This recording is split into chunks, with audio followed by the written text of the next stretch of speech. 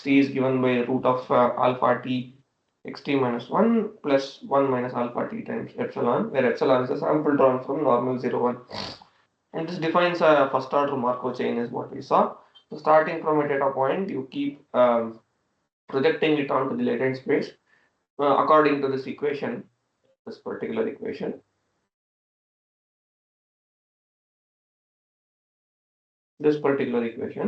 and that will quote unquote add noise, right? That is adding noise, and slowly, because it's a Markov chain, the stationary distribution will go to normal 0, 1 is what we saw. Okay.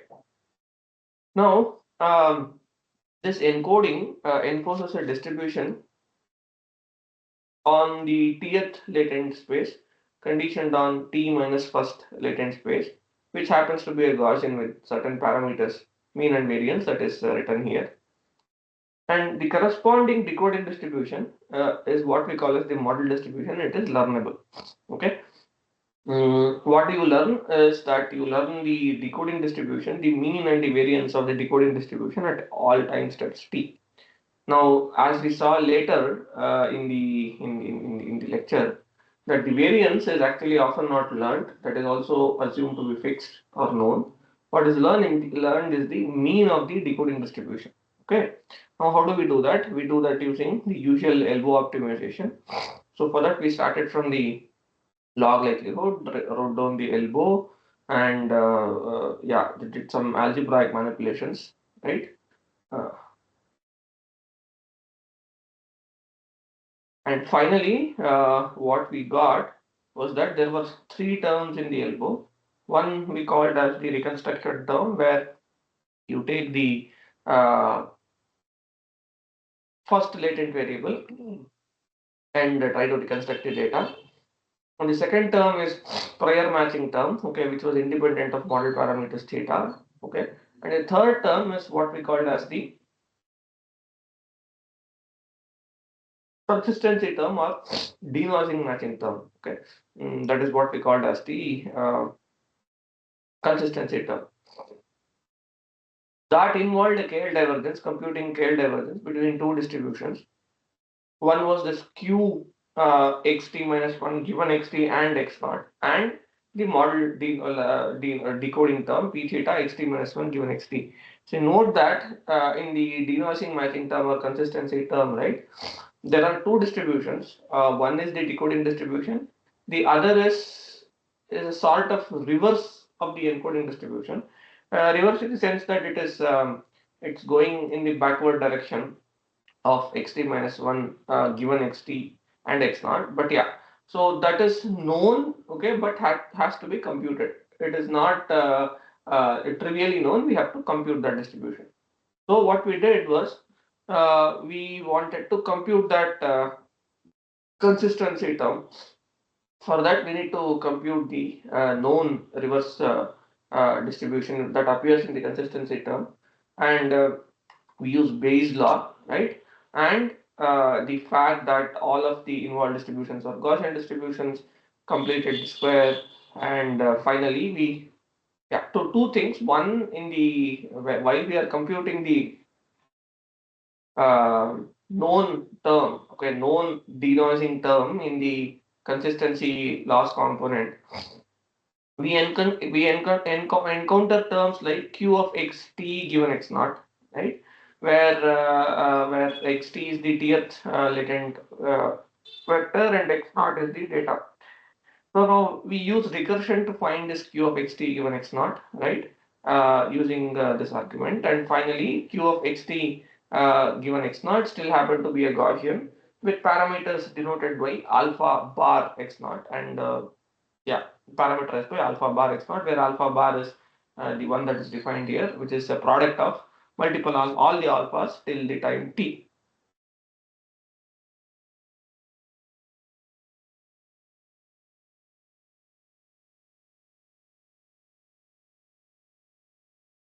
Okay.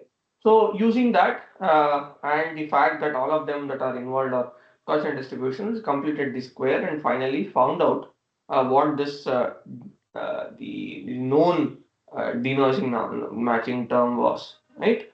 and we called that as a Gaussian distribution. We found out that it was a Gaussian distribution too, with a mean denoted by this mu q and the variance denoted by sigma q. Okay, and the sigma q was simply a function of uh, t. Okay, that had nothing to do with any parameters. It was a function of t, and we wrote that as small sigma q square t times identity, and mu q was a function of xt and x naught. Okay, which can be computed, which is known and can be computed. Okay, now having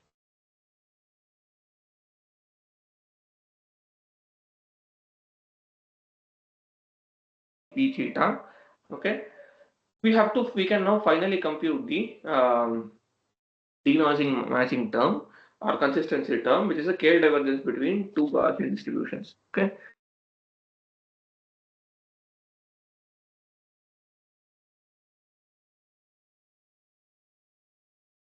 Now, the Kl divergence between two Gaussian distributions has a deterministic form. Okay. We use that deterministic form, which is Kl divergence between two Gaussian distributions, and finally found out that the denoising matching term will involve computing difference between two means. Okay, one which is the mean of the backward of the decoding distribution mu theta at xt, and the other term was the mean of this known denoising term. Okay, mu q computed at xt. That's what we saw. Any questions on this so far?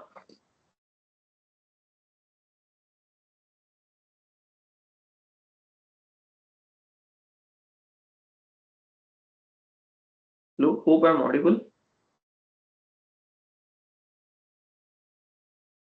Yes, sir. Audible. Okay, so then what we did was, while we can actually stop here, okay, and we can implement DDPM this way. As I said, in the literature, people don't use this formulation to implement, but they rather reparameterize this particular thing using in terms of the epsilon of the noise that is added. Okay, that is what is implemented. So we saw that reparameterization as well. So maybe I will do it again. Do it in the last class. No, let me do it again. Huh? So I'll assume that we know that the elbow now has a difference between the means of mu q, means mu q and mu theta. Okay, let us take it from there and do it. Huh? Uh,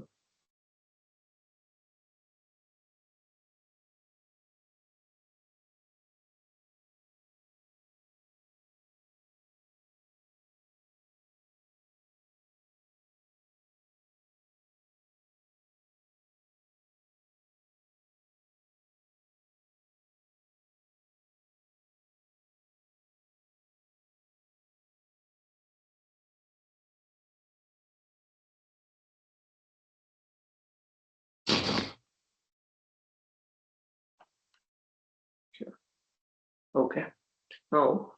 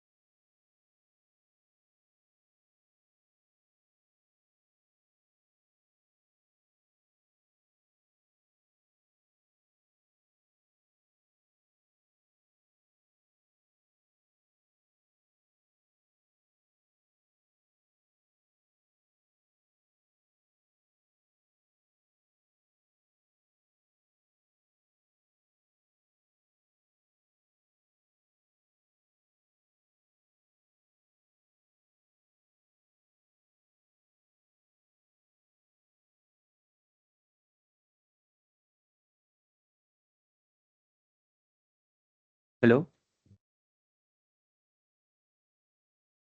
Yeah. Sir, are you waiting? Okay.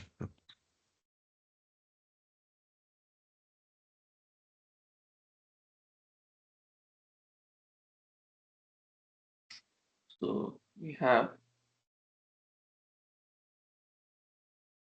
Rosa Gale Dev.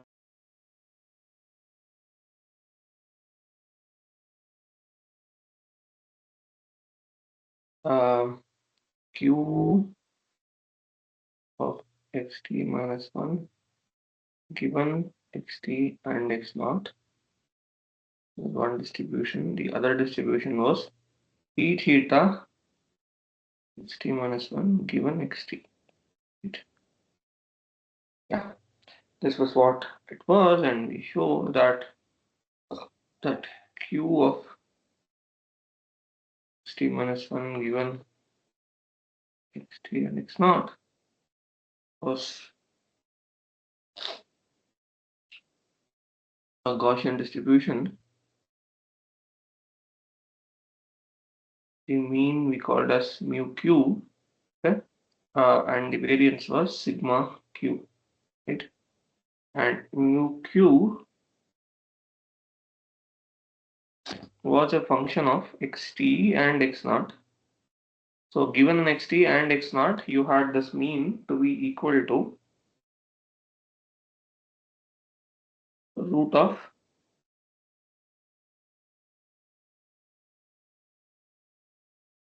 alpha t into 1 minus alpha t bar times xt plus root of alpha t minus 1 bar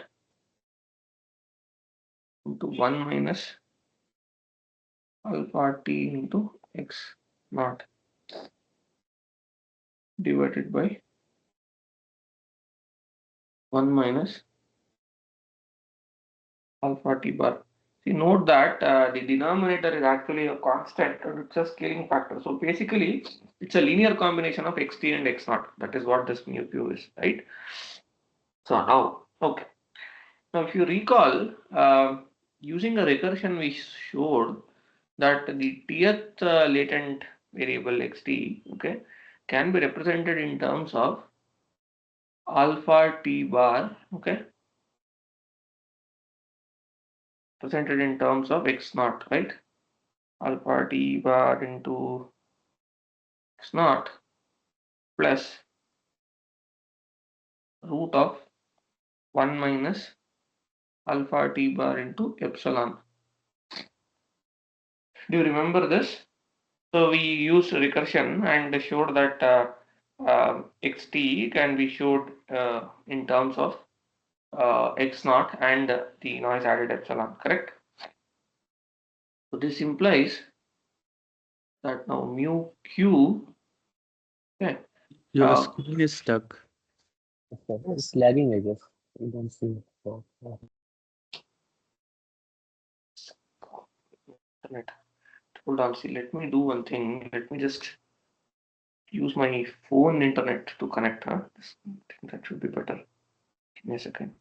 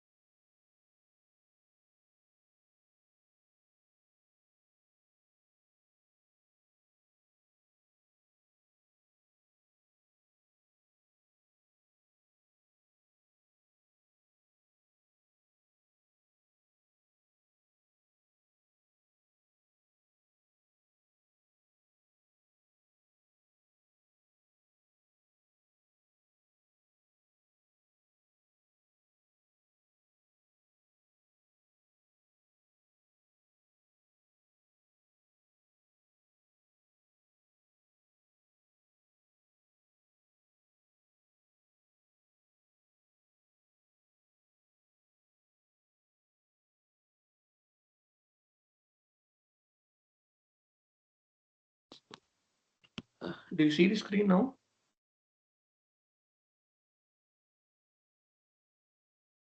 No, sir. No.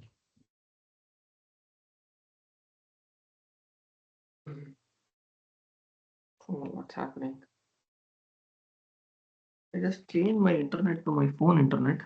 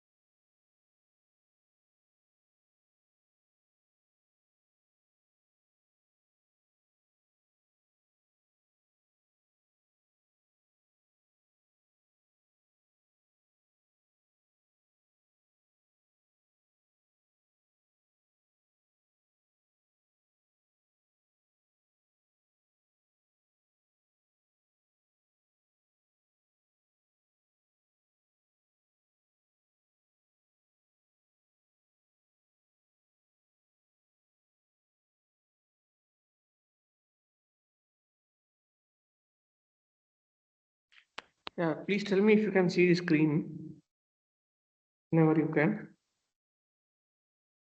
Yes, sir. Is visible? Yeah, Yes, sir. so hopefully it works. Uh,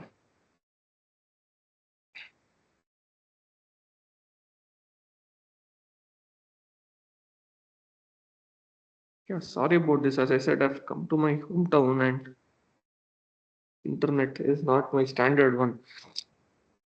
So some issues. Oh, so what we were doing is that expressing this mu q, okay, in terms of x naught and epsilon. Right? This mu q now can be expressed in terms of x naught and epsilon. Okay, so this is the recursion that we wrote. Sorry, xt is expressed in terms of x naught and epsilon, which means that I can write my mu q now in terms of this. So I'll write this as root of alpha t into 1 minus alpha t bar times xt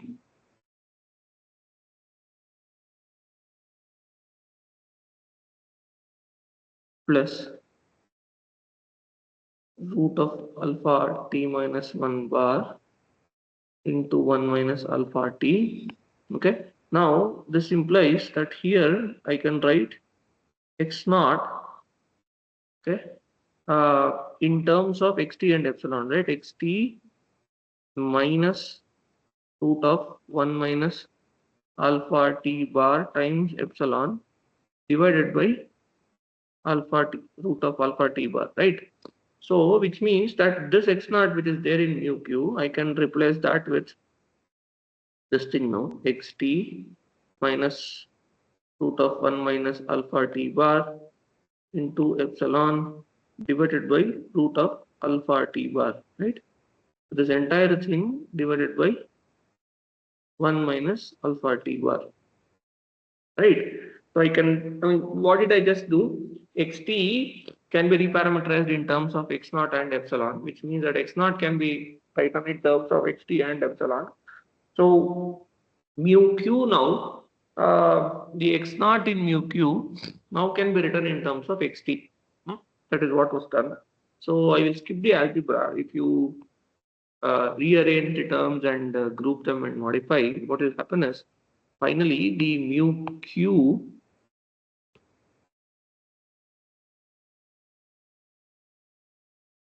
can be expressed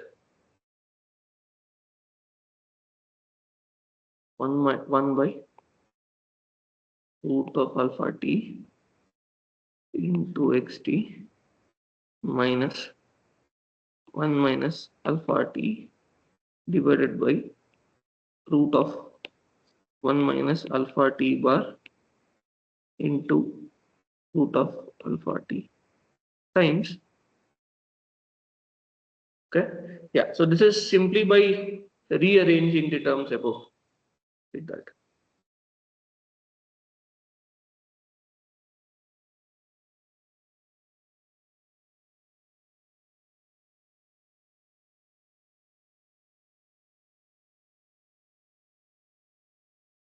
Okay, that should be okay, right? I mean, what we did was the mu q was written in terms of xt and epsilon. That's all right. Okay. Now recall that the p theta of xt minus 1 given xt, the one that we had, what was that? We assumed that to be a Gaussian with a mean mu theta, and variance was exactly equal to sigma q, right? We didn't want to change the variance. The mean was mu theta, right? Right. Now this mu theta now can be expressed as follows.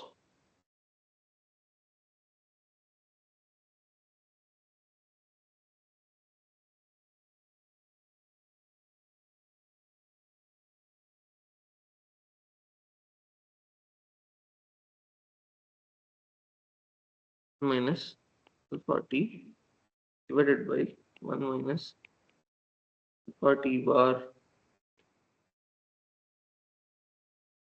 into some epsilon theta cap. Okay, so now this is something which is subtle. If you understand this, then we are done. Okay, so what did we do? We express the mean, okay, of the decoding distribution in terms of xt and some epsilon theta cap. Okay, uh, that is to be learned. We will say that this epsilon theta cap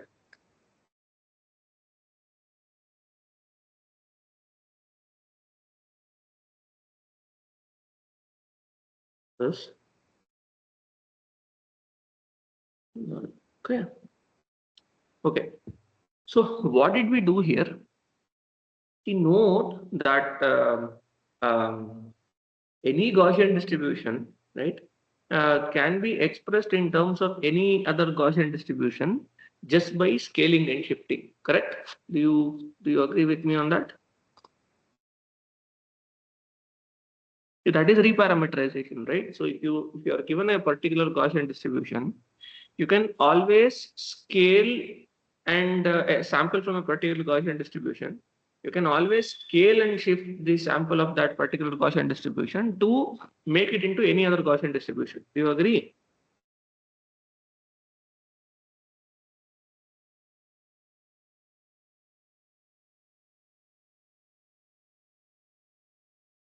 Hello, am I audible? Yes, sir. Yes, sir, you're audible. Yes, yeah. So you agree with what the statement that I made, right? Any Yes, Gaussian yes, yeah. distribution can be expressed in terms of any other Gaussian distribution. Now, this p theta of xt minus 1 given xt is a Gaussian distribution with a certain mean mu theta. Okay. Now, what we did was we just represented that mean in terms of xt, right, which is a constant, right, and some sample from a Gaussian distribution, epsilon theta cap, with some scales and shifts. Now, I can always find an epsilon theta, right?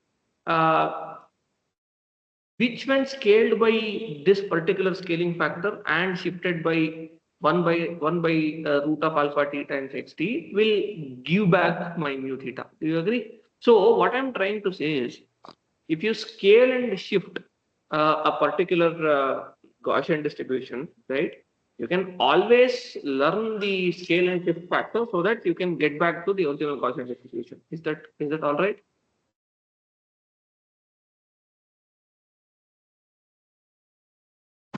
Yes, sir. Okay, so why? I mean, then the next question is, why did we even have to like introduce these random scale shifts? This is just to make the loss function look nice. That's all. Okay, so there is, in fact, I can just write this as mu theta, and mu q minus mu theta can be written as this entire mu q that we have minus mu theta, right? It doesn't matter. But people generally write it this way to ensure that the final loss function that you see has a nicer form to see. That's all. There is no other sanctity to this. Huh? And what I'm simply doing is uh, deliberating all the learnable things on a scale and shift into this epsilon theta. That's all. Okay. So with this, what will happen is the loss that we had, no, the KL divergence between q of xt minus 1 given xt and x naught and p theta of xt minus 1 given xt now simply became, let me just write proportional to, because generally the constants are ignored. They became proportional to. This was initially, we had a sum here from t equal to 2 to capital T, mu q, which was a function of xt and x naught, and there was mu theta, now which is a function of xt and a t because there is an alpha t there. Okay, this is what the last term was, and this we saw was now equivalent to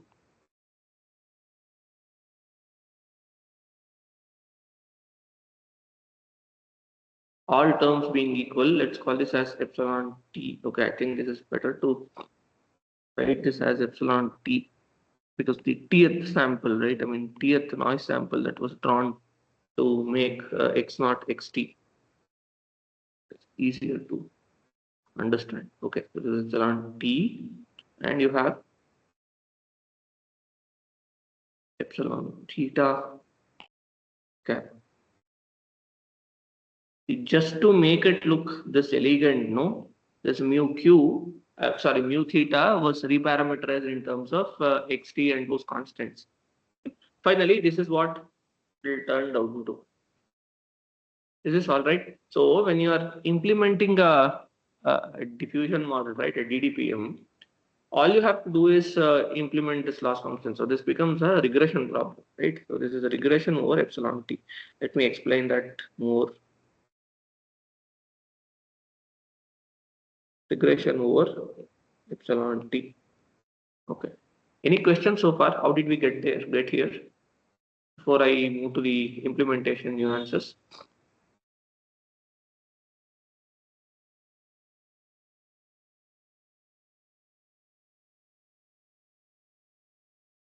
Hello, am I audible? Any questions here?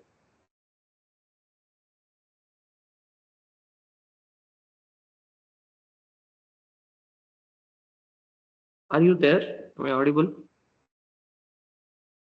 Yes, sir. Yes, sir, You're you're audible. audible. Yeah, Yes, we are correct. hearing. Yes. Oh, no questions? Okay. Right. Okay.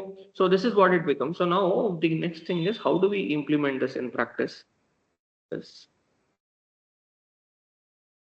implementation.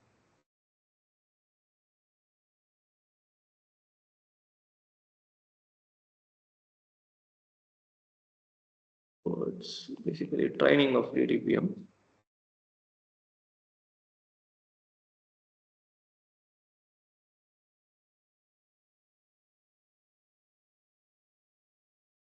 Okay. So now what are we given? So given, so I will show it for one data sample. No, you have to do it again in batch. Given it's not, this is a sample from the data distribution.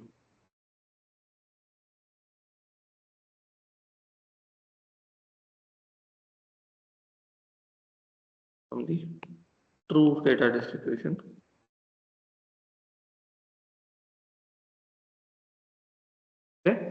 what is to be done is that thing.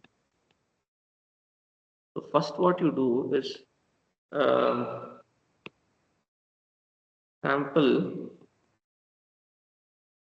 T, okay, uniformly between 2 and capital T. So what is done in practice is the sum that you see here, no, from T equal to 2 to capital T, people don't do it on like all T's and take a sum of it. They do a uniform sampling of some subset of T between 2 and T and then do it. Okay. So typically it's not, they don't take all T's because of computational complexity. Some T is taken, okay. Sample T uniformly between 2 and capital T, okay. And you obtain xt, okay, as, and if you also have the alpha 1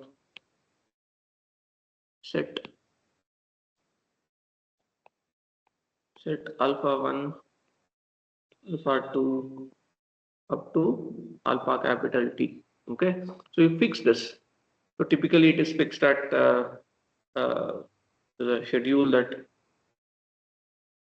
0.98 and so on, 0.9, okay. This is an example, but yeah, so you could set alphas this way and you obtain xt using this equation, right? Square root of alpha t bar times x naught plus 1 minus alpha t bar into some epsilon t, where epsilon t is a sample from normal 0 1. With me so far? So given an x naught, so you have x naught is, let's say that x naught is a particular image, you take an x naught and you sample, you get some t, okay? Let's say that we are doing it for one particular t, okay? You take a t,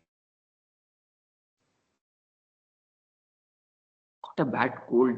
Okay, so you sample a t from 2 to capital T and you set alpha 1 to alpha capital T to be some constant and you obtain xt using this equation where epsilon t is some sample from normal 0 1. Is this all right so far?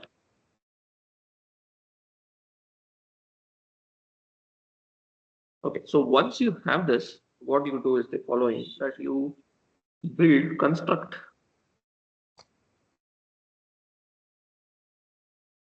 a neural network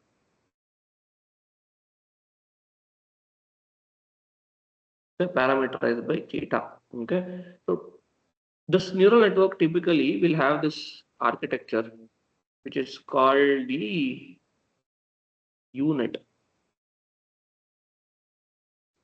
Okay, so now it is called unit because note that finally what we need is a regression over epsilon theta cap, right? Because our loss function is this, right? We want an estimate of epsilon t. Now we know that the dimensionality of epsilon t is actually d, which is the data dimensionality. Okay. Now when you have regression tasks, okay, where the output is same as that of the input, and especially when you are using image kind of data, the standard architecture that is used is this sort of an architecture which is called unit. The name unit is given to this is because it looks like a U, right? UI. So you start from d dimensions, okay, keep reducing the dimensions, and then you come to some bottleneck d dash, and then you increase the dimensions, and finally you get back to the d dimensions. And that's why the name unit. Okay, so now what does this take as an input?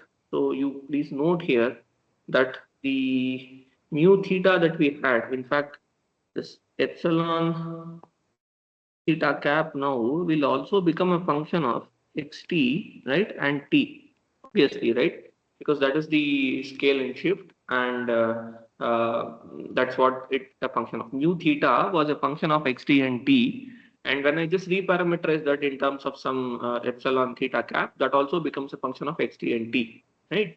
So now this unit will take xt, which we have obtained, and t as an input, okay, and it is supposed to output epsilon theta cat, which is an estimate of epsilon t that we have used to get xt. What is the loss function? The loss function is simply the difference between, you note that both of them are vectors of size t, so you can easily compute this. That's all. So this is the loss function. You need to compute the gradient of this with respect to theta and then backpropagate. So this is all it is, right? I mean, you do it for multiple t's. Okay. In fact, I mean, ideally you should do it for t equal to 2 to capital T. Typically, what is done is, I mean, t is fixed to some 1000, right? 1000 or 2000 is what is done. So instead of taking 1000 XTs, people typically take some 50 XTs for a given X naught, okay, and then train it. And again, for you take another sample X naught, input sample X naught, and you sample some other subset of T and do this. Now, how do you give T as an input to this unit is something that I'll talk about in a while. But yeah, so other than that is the training procedure for DDPM clear. See, one other thing that is to be noted is, unlike in VAEs and GANs, right, where the final inference happens to be just a forward pass through the network that you have trained, here, here, the inference is not through this network. We will see that in a while. See, what I'm saying is, this network will not give you a new sample from the data distribution. Do you see that? Unlike in a GAN and a VAE, where you just take a Z, right, and pass it through the decoder or the generator, you get a sample from the input distribution, right, a new sample from the input distribution. That does not happen in a DDPM. So I will also talk about how to do inference in a DDPM in a while. But is the training procedure clear? This is what you're supposed to implement in your assignment. So let me know if this makes sense. Otherwise, I can explain more. Sir, when we are taking a X naught, sorry, I have a question. So can I wait?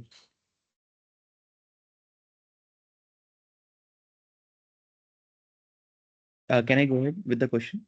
Yeah, please, please. Yeah. So when we take a X naught, the T for every X naught, the T has to be a fixed length, like the sample that we are taking.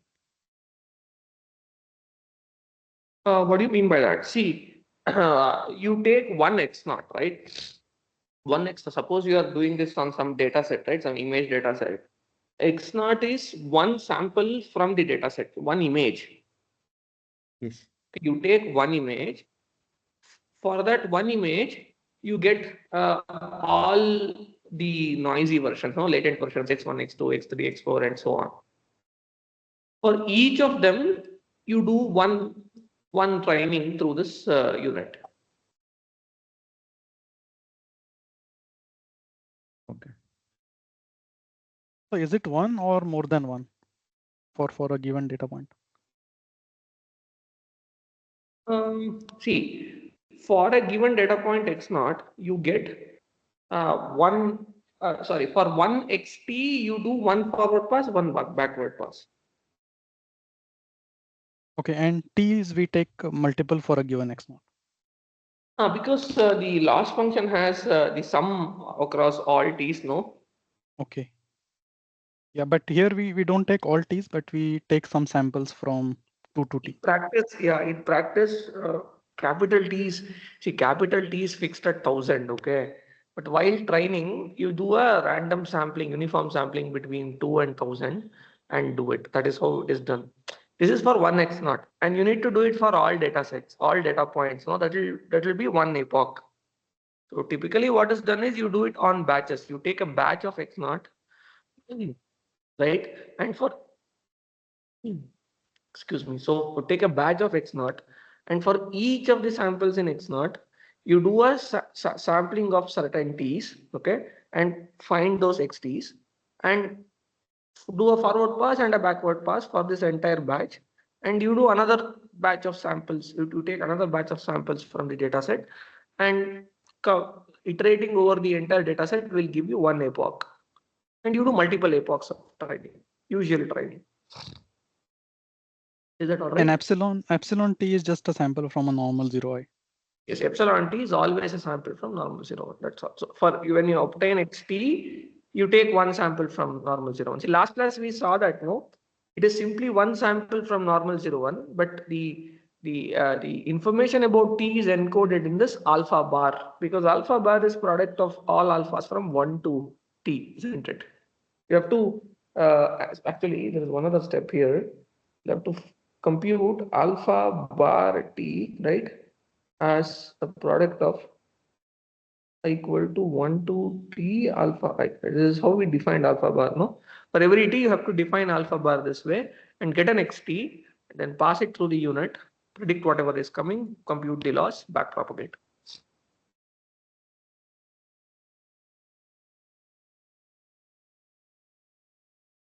Any other questions on training? As I said, this is what you are supposed to implement, right? So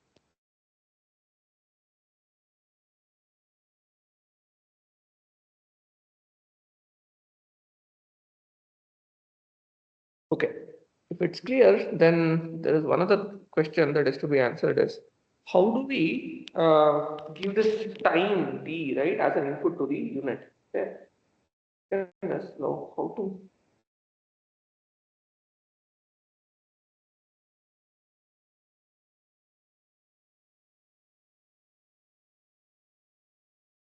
t now, which is a scalar, right?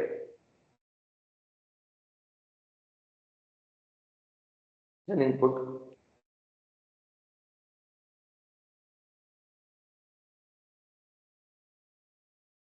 T neural network. Okay. Now, what can be done is note that t, right, is one dimensional. It's a scalar, right? So one dimensional scalar. So typically what happens is if you take an image xt and concatenate the speed, which is a scalar, a one dimensional scalar with the speed, what happens is the neural network will often ignore the speed. Yeah, because it's a unidimensional scalar, it will be simply ignored. So for that, what is done is one dimensional and we usually ignore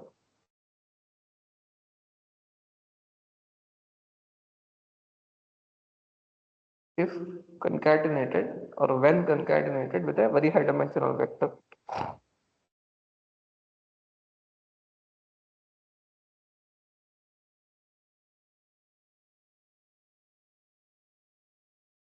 Concatenated with a high dimensional vector.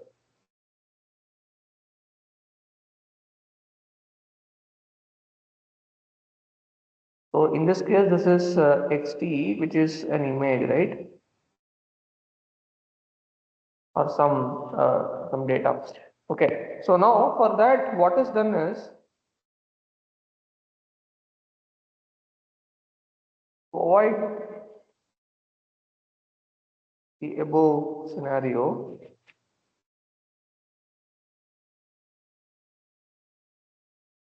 Now the scalar t is converted into a vector.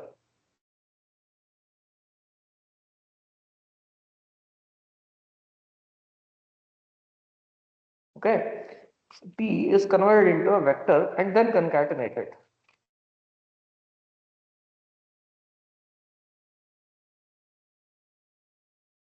Okay, so there's a name for this. Do you know what this is? This is called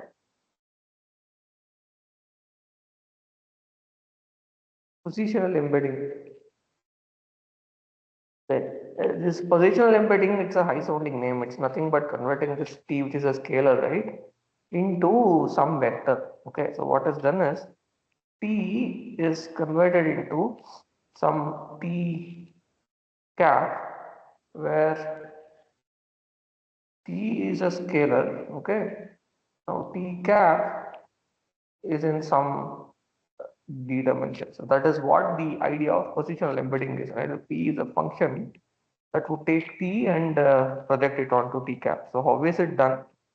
There are multiple ways. One usual way that is used both in the transformers and the diffusion models is what is called as the sinusoidal embedding.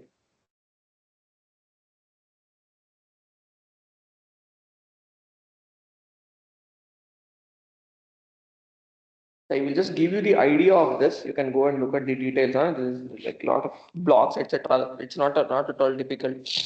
What is done is construct sinusoids, okay, of multiple frequencies. Oh, the entire thing. Okay. And the next one is that's a higher frequency.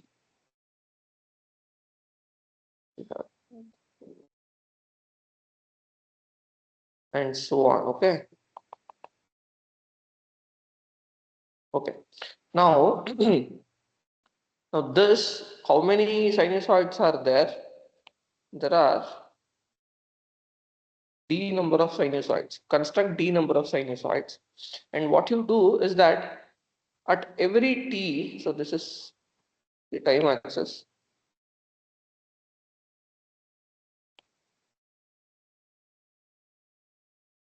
The time axis. So at every t, so just t equal to 1, t equal to 2, t equal to 3, and t equal to capital T. At every t, you just sample the value of this sinusoid at this particular value. That is all it is.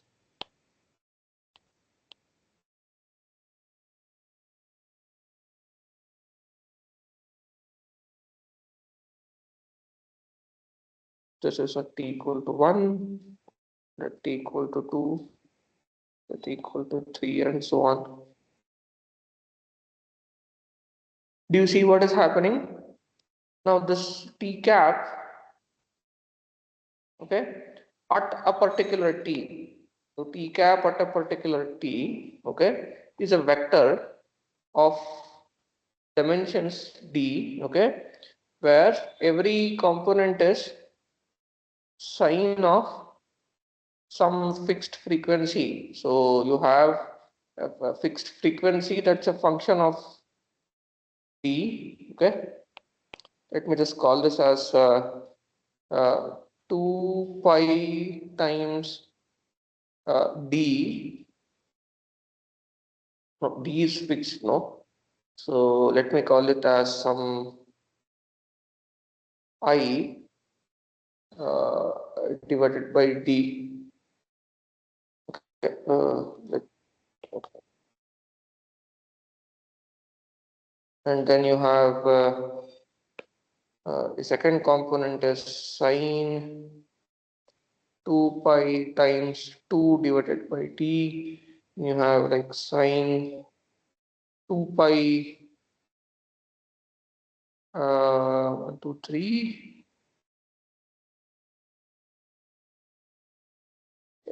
d by d. Right? So this is at, okay, there should be a dependence on t also here. Yeah, dependence on t. Okay. This is at a particular t. I can put a t here also. Yeah.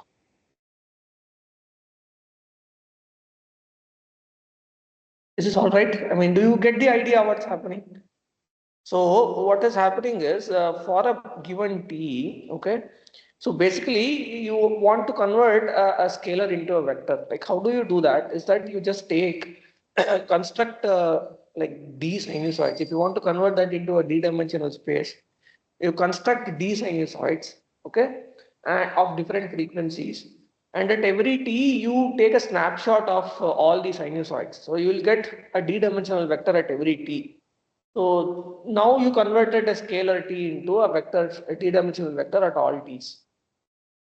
This is all right. So the This is what is frequencies have called to as be, come again. the frequencies have to be harmonics, or it can be any frequency. Yeah. Generally, they are taken to be harmonics. In fact, I think, I mean, that's why, I don't remember the exact details. I think in the typical sinusoidal embeddings, what is done is for even t's, I think they take a sinusoid, and for odd t's, they take cosines, I suppose. Right, just to intersperse. There is a sine and a cosine, and you convert it into a d-dimensional vector. You can go and look at the exact like equations that are used, no, but this is the fundamental idea of what sinusoidal partial embedding does. Is this okay? Any questions?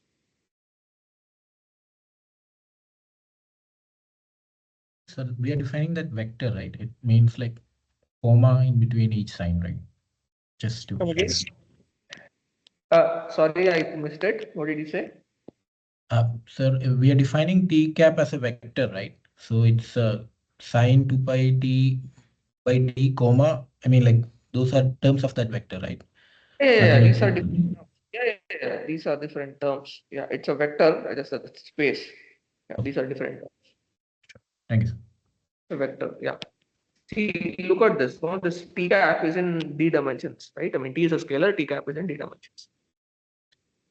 So in a transformer also, right, all these GPT, etc. kind of models, when the tokens are given as input, these things are also concatenated because a naive transformer does not have the idea of time, right? So to ensure that the sequential nature of that is preserved, this is also given as an additional input.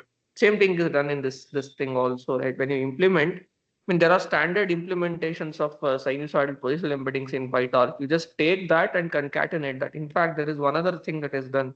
These are additional improvisations over the architecture that depends on. Oh my God, what happened?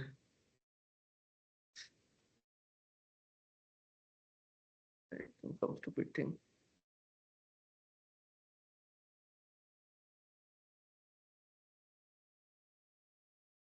Yeah. So some of the improvisations are done over this, where what is done is, right, instead of concatenating this T here, there are this unit typically will have this thing called skipped connections. Okay, where what is done is there are connections of this sort where you take the intermediate hidden layer and connect it to the corresponding layer at the reflection. I mean, it actually looks like a reflection, right, along this. So you connect the corresponding dimensions using a skip connection, just as you do with ResNet. Okay. Now, what is done is that at every of these different dimensions, okay, T is concatenated. The vector T is concatenated at all of these. So this is how, I think, in one of the improvised architectures, this is how this unit is implemented.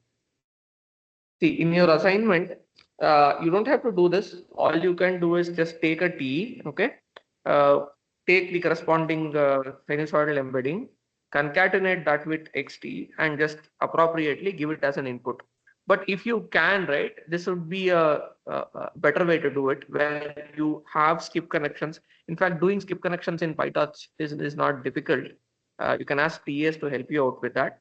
And with every skip connection that you do, right, from to a pair of layers, you concatenate T with that. That is how it is typically done. Okay. Any questions on this? Yeah, Yes. this Yeah, is so one, So, yes, sorry, I'll go ahead. So, when you concatenate T to the other layer, so the dimension is less than D, or how do yeah. we?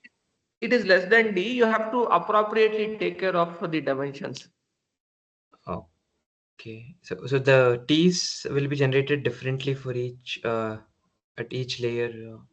No. You take the same T, but the dimensionality have to be appropriately taken care of. That's all. That's okay, Okay. no? So That's we just okay. I mean, take you have to reshape. plus. You just have to reshape at every layer. Okay. Okay. You have to appropriately reshape at every layer. So I had the similar question. So because UNet, the input layer would be some convolutional layers, right?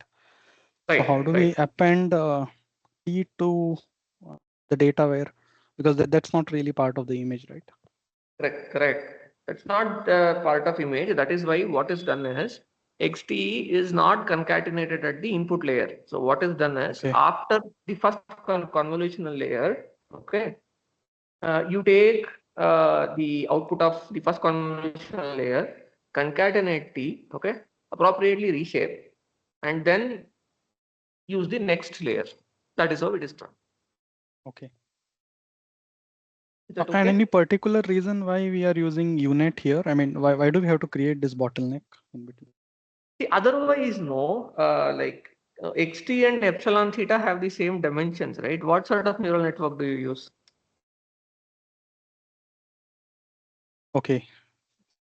So at See, you have to do it the this way. You have bottleneck, to it do it has to be this way. some. Come again. See, you have to do it like this, right?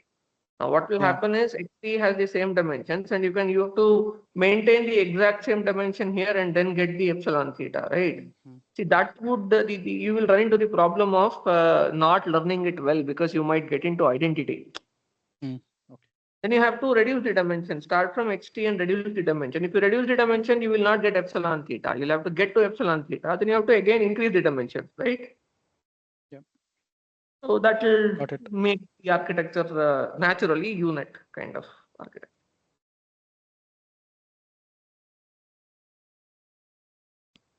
Any other questions? See, today I don't, as I said, no, I don't have my multiple screens. So, I can't call out names. So please unmute yourself and ask questions. Huh? I'll just answer them. So just to correlate, in conditional GAN, we use like one hot vector, that embedding. So is that very similar to this one? Yeah, but see, I've still not talked about conditional generation. I will talk about conditional generation in a while. It is done very differently in a diffusion model. No, I'm talking Okay. about GANs. Come again? GANs, in GAN, conditional GANs. Understand, but see, don't confuse this concatenating this P with as concatenating a class information. That is not what it is. We are still doing unconditional generation. Okay. Okay, we will do conditional generation in a while. I will talk about that. We will discuss that in a while. But yeah, so it is similar in spirit to concatenating that one hot vector. But please be aware of the fact that this P is not P is not having any class information here. Okay, it is having the time information because there is a temporal evolution of the encoding process here, right? This T is having that time information. It does not have any class information. Okay. Oh, okay.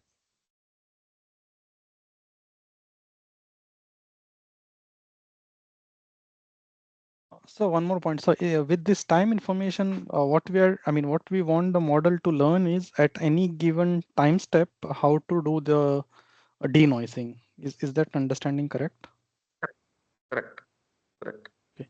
So yeah, of course. See this. Look at it. No, what this unit is actually doing is given a noisy input. Okay.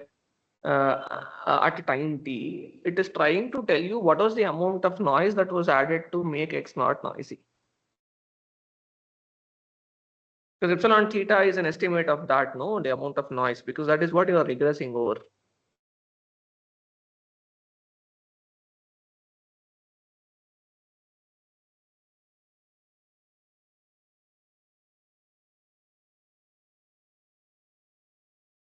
Any other questions? So now I think you can implement it, right?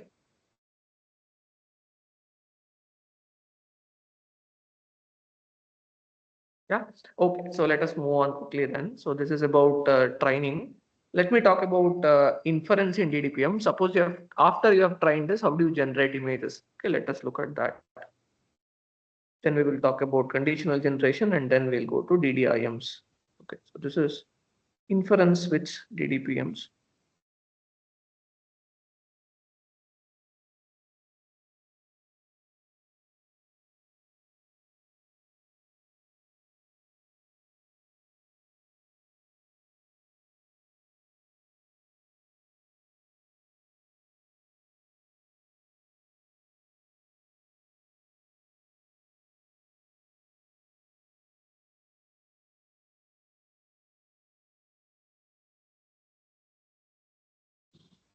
Okay, so what are we given? So we are given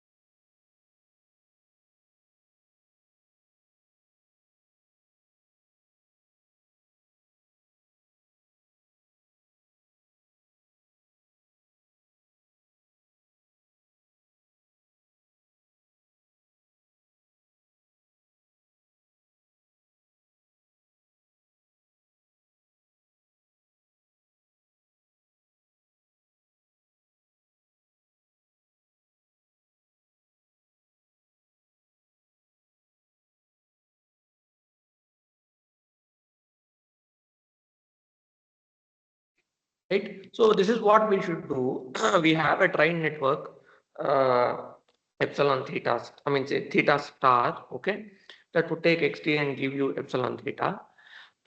So now what we need to do is we need to sample from xt, p theta of xt minus 1 given xt, okay.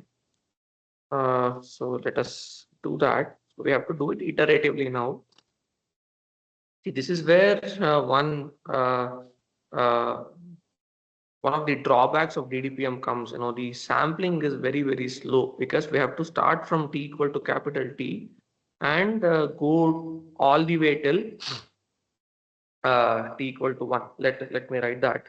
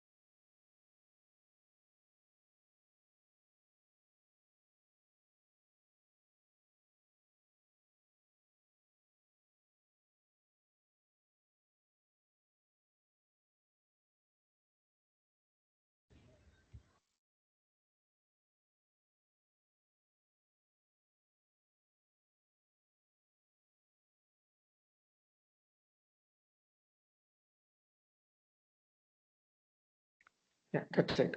So it's pretty simple. See, what is happening is the following, right? What do we need to do is we need to sample from this distribution p theta of xt minus 1 given xt, right? So what is p theta of xt minus 1 given xt? It's a normal distribution with mean equal to mu theta and variance equal to sigma t, right? So what is mu theta? Mu theta is simply this xt divided by root of alpha t minus 1 minus alpha t, this thing into epsilon theta. Okay, is that okay? So now, how do we get a sample from a Gaussian distribution with a particular mean and variance? We know reparameterization. sample from a zero mean unit variance Gaussian, right? And shift it, right, with whatever mean you want and scale it with whatever variance you want. That is exactly what we are doing here. So sample from a zero mean unit variance Gaussian, okay? And this is the shift that you do to get that mu theta. So this entire thing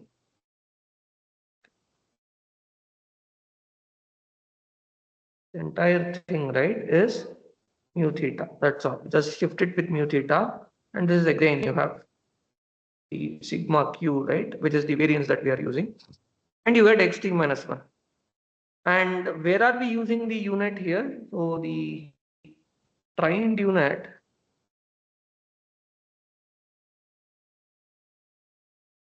so this will take xt at every time, okay? And this will give you epsilon theta star, which is used for sampling. You start from x capital T, pass this, you get x capital T minus 1.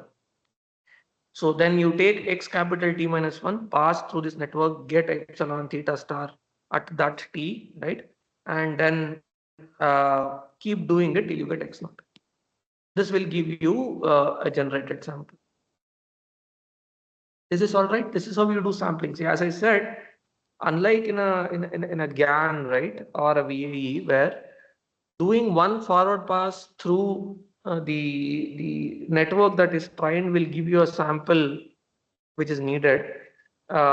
This is not the case. So here to generate one data sample, okay, you need to do capital T number of forward passes. That makes this DDPM very slow, inference very slow. If you have seen these things like stable diffusion and all that, right? When you give a prompt, you'll have to wait for a while till you generate the sample. That is because it is doing these T number of forward passes through this network. Any questions on this? Maybe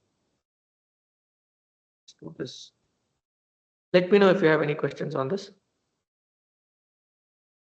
So I have one question regarding the training of the network itself in the first place. So, I mean, what kind of issues can we anticipate while training?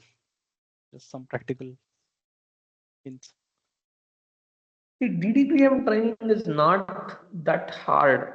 I mean, that is why these are state-of-the-art generative models, right? Visual models these days, because they are pretty stable. Okay. One thing that can happen is that if you don't sample your T properly, then the underlying distribution might not be learned. But if you do good enough sampling, I've seen that like in our experience, these networks actually work pretty well. Unlike in a GAN, right, where you have this saddle point problem and you have the mode collapse, etc., those sorts of issues do not generally arise with DDPMs. Okay, and after how many epochs we can expect to get a good generation quality? That depends on data sets. So you can track the loss, right? I mean, this is a regression loss. So whenever the loss is converging and reducing, so that is the point where you can perhaps stop. Depends on the data set. It completely depends on the data set and the architecture, how deep your architecture is, and there's no one answer for that. Okay, so any questions on inference generation?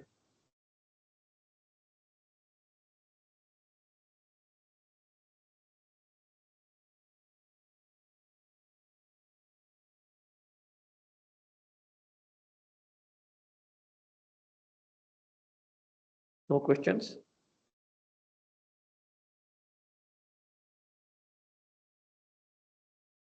Okay, shall we move on then?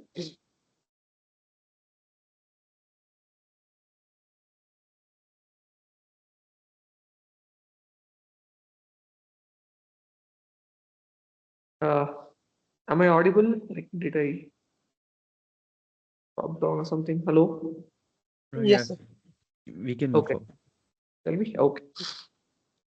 So next, what we will do is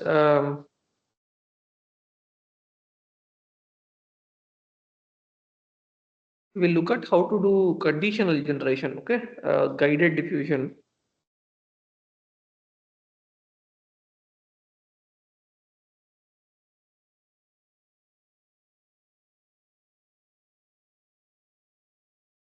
So before that, sir, can you give an example where this unconditional DDPM is used? Well, if you want to build a generative model, right, where you don't condition it on a particular text or like any prompt or anything, you can use. I mean, you can take any data set and generate. I mean, I didn't get your question. Are you asking me for a Yeah, specific like if we give a prompt and say like create this using a diffusion model, that is a conditional diffusion, right? correct? And if it's Correct. random, then it's unconditional. Is that correct? Uh, See, don't call it as random. Okay, I mean, there's nothing random about it. I mean, the point is, if you're sampling from some distribution Px, then it is unconditional generation. If you're sampling from Px given y, where y is another random variable, then it becomes conditional generation. Yeah, got it. Yeah. Okay. Yeah. So.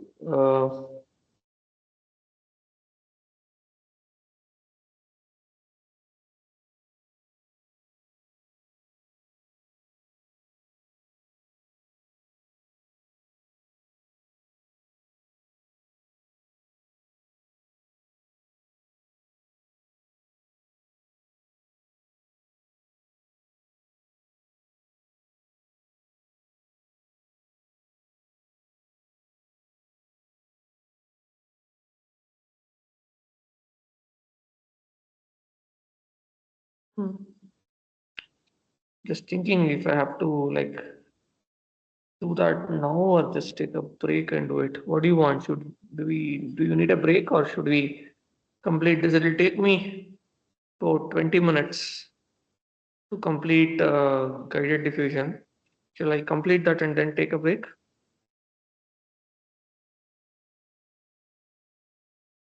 Okay, let's finish this, huh? Okay. Okay. See, while the diffusion models were being developed, there was another parallel formulation, right, for the generative models that came out. That those were called score-based models. Okay, so there are multiple variants of score-based models, but all of them converge to DDPM. So I'll not describe more. I mean, score-based models in detail because they are not a different class of generative models. They are also diffusion models. But yeah, so let me talk about. Just quickly mention score-based formulation. We need this for guided diffusion, meaning conditional diffusion. That's why I'm doing this. Score-based reformulation.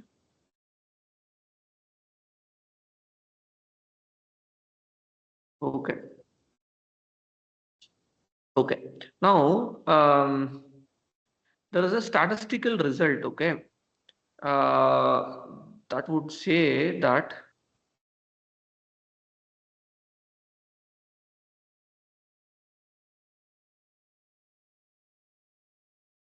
it's called. Okay. Let me write that. Now there is something called result. I will not prove this. I'll just state it. This is also called the 3D's formula.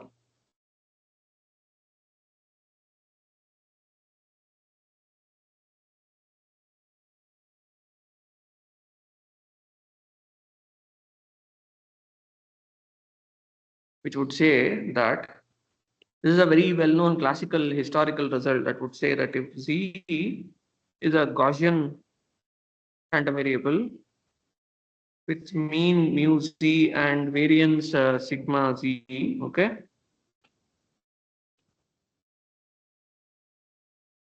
In sigma Z, then the expectation of mu Z given Z, okay, expectation of the mean given Z is given by Z plus sigma Z times the gradient of log of z with respect to Z. Okay. So please take this at the face value, right? This is something that can be proved. Assume that this is true, okay? This is called the Tweedy formula. Okay, so now here the gradient of the log likelihood of a particular distribution with respect to the random variable of interest is defined as score. Okay, this is the score function.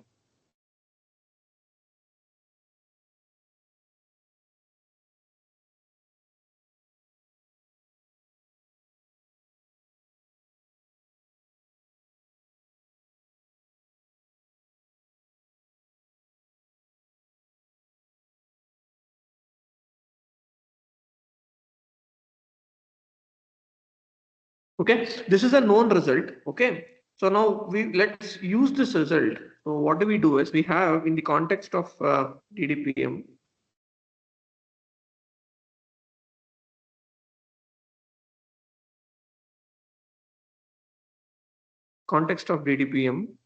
we had this Q of xt given x naught. Remember this, right? Using the recursion, we showed that this was a Gaussian, okay, with mean being equal to the root of alpha t bar into x naught.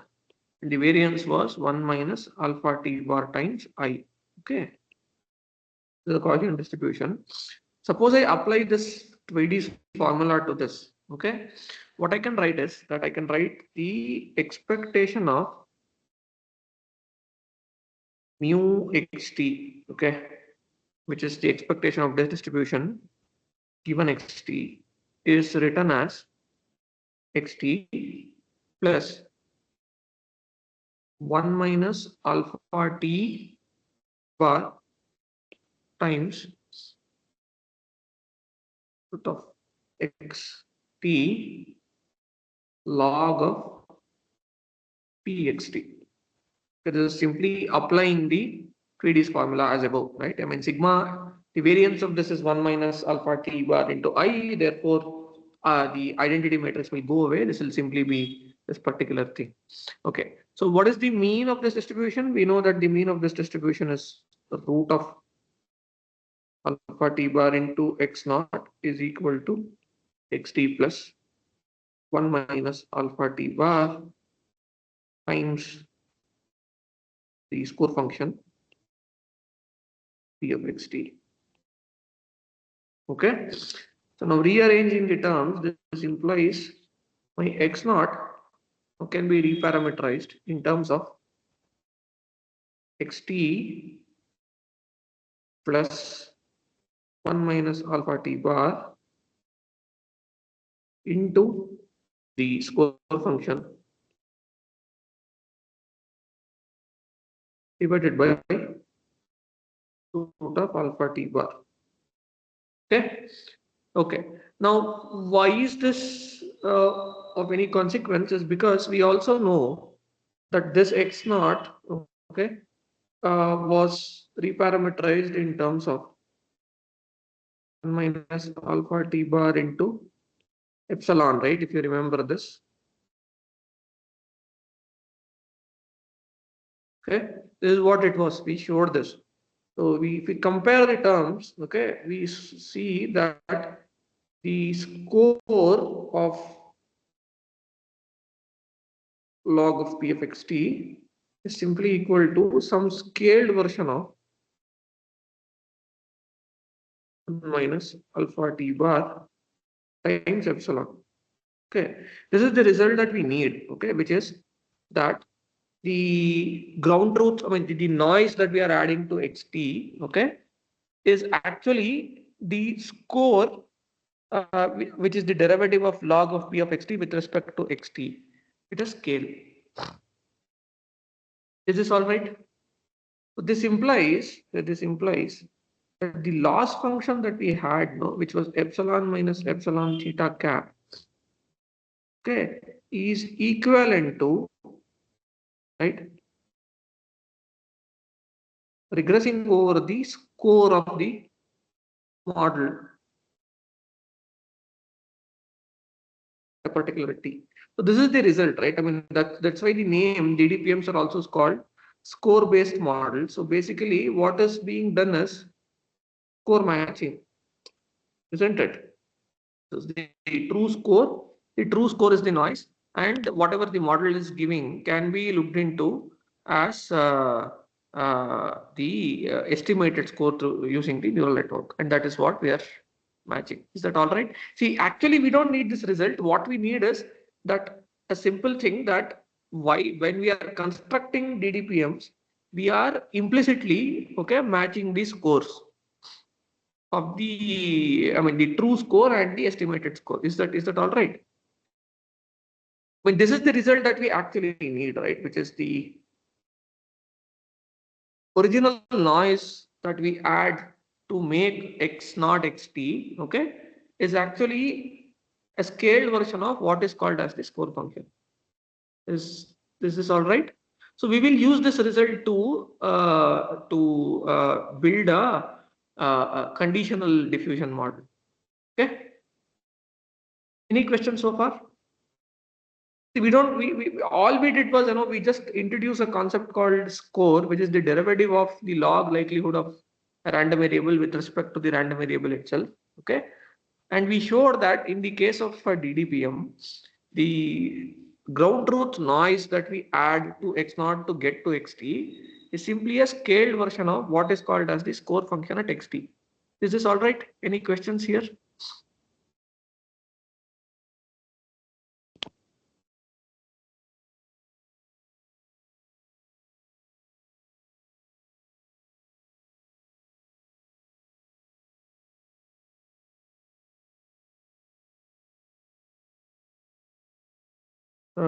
Yeah, I don't. If you don't speak up, I don't know. I can't see my screen, right? So if you are interacting, I don't know if you are interacting. So I think it's better if you speak up.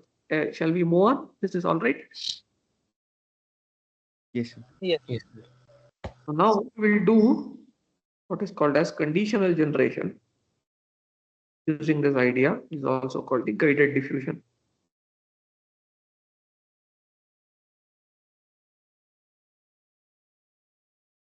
Typically called classifier guided diffusion.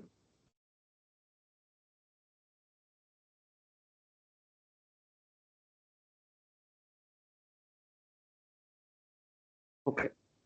Okay. Okay. So now note that. Okay. So note that a DDPM training estimates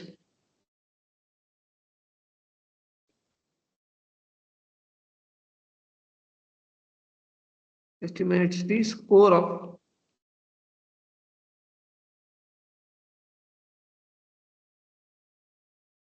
txt, right? That is what it is doing. We know that. That's when this is where we will use the fact. Now, for conditional generation,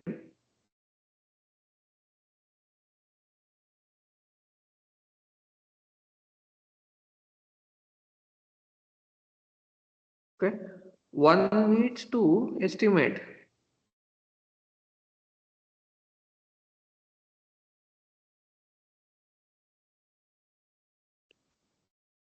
the score of p of xt given y, okay, where y is a conditional random variable which can be a class or a text embedding or anything, right? Condition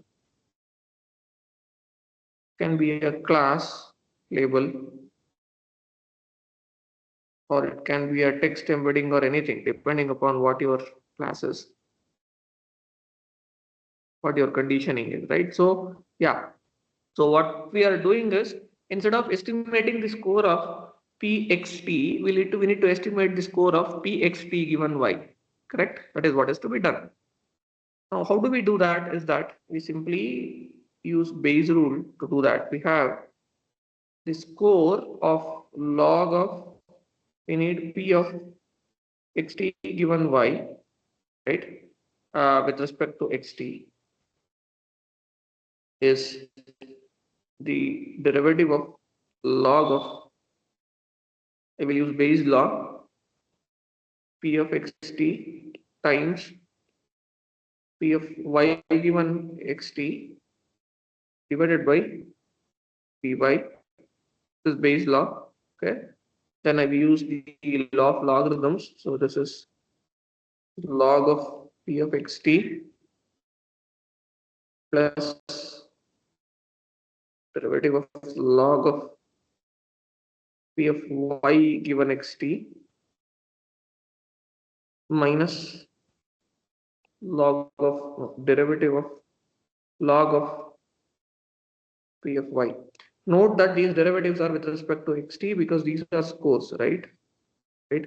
Now this term is 0 because it is independent of y. So now the conditional score that we would want to estimate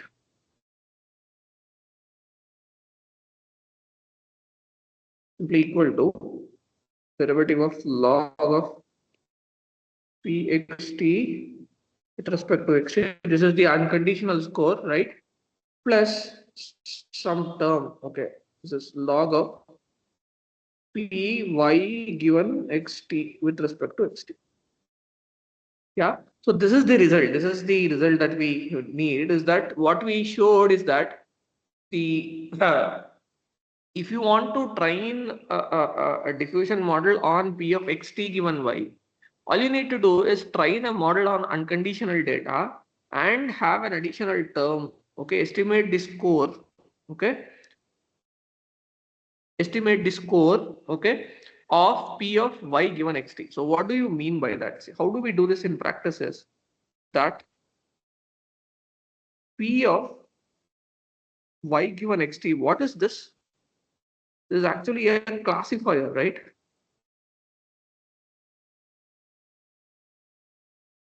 Do you agree? See, y is a class that you are conditioning your generation on. P of y given xt is a classifier on xt, isn't it? Hello? Yes, sir. Now, what is done is that first train a classifier on xt. Okay, just keep it. Train a classifier on xt and then guide the diffusion unit.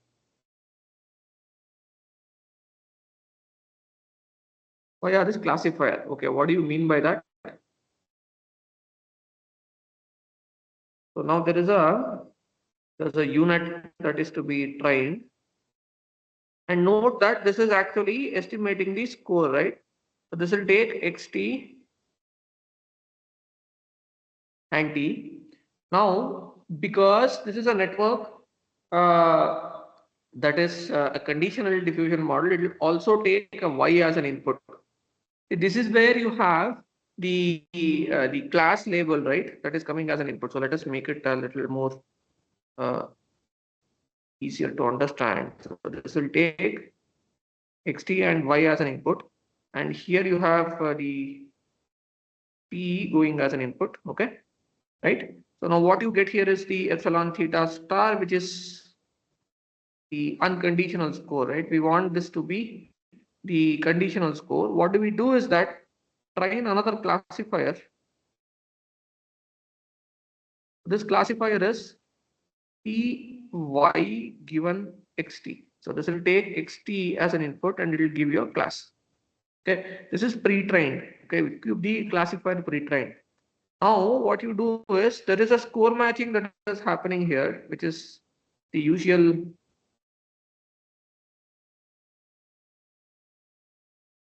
loss that is back propagated. Okay, in addition to this, you also calculate here. Okay, this is the output of p of y given xt. Okay, take the log of it, compute the derivative of this gradient of this with respect to xt. How do you do this? See, we can do a back propagation with respect to parameters. Just like we do that, we can do a back propagation with respect to the input of the network also in PyTorch, right?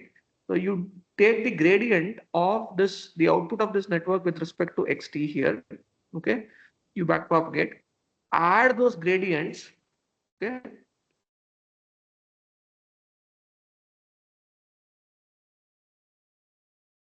with respect to xt to this and then back propagate here.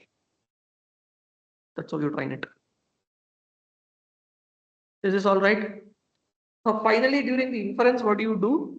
You give an x and a y as an input to this T star network. If the sampling is exactly the same, sampling procedure here is the same thing, right? You do the exact same thing here, but you give y also as an input here while you are estimating this noise. So one question. Yeah, hold on. Okay, sorry. This. Yeah. So this is called classifier guided diffusion models, conditional diffusion, classifier guided conditional diffusion. See, there is another version called classifier free guidance. I will not talk about it. I mean, you can just see that as a homework. It's a variant of this.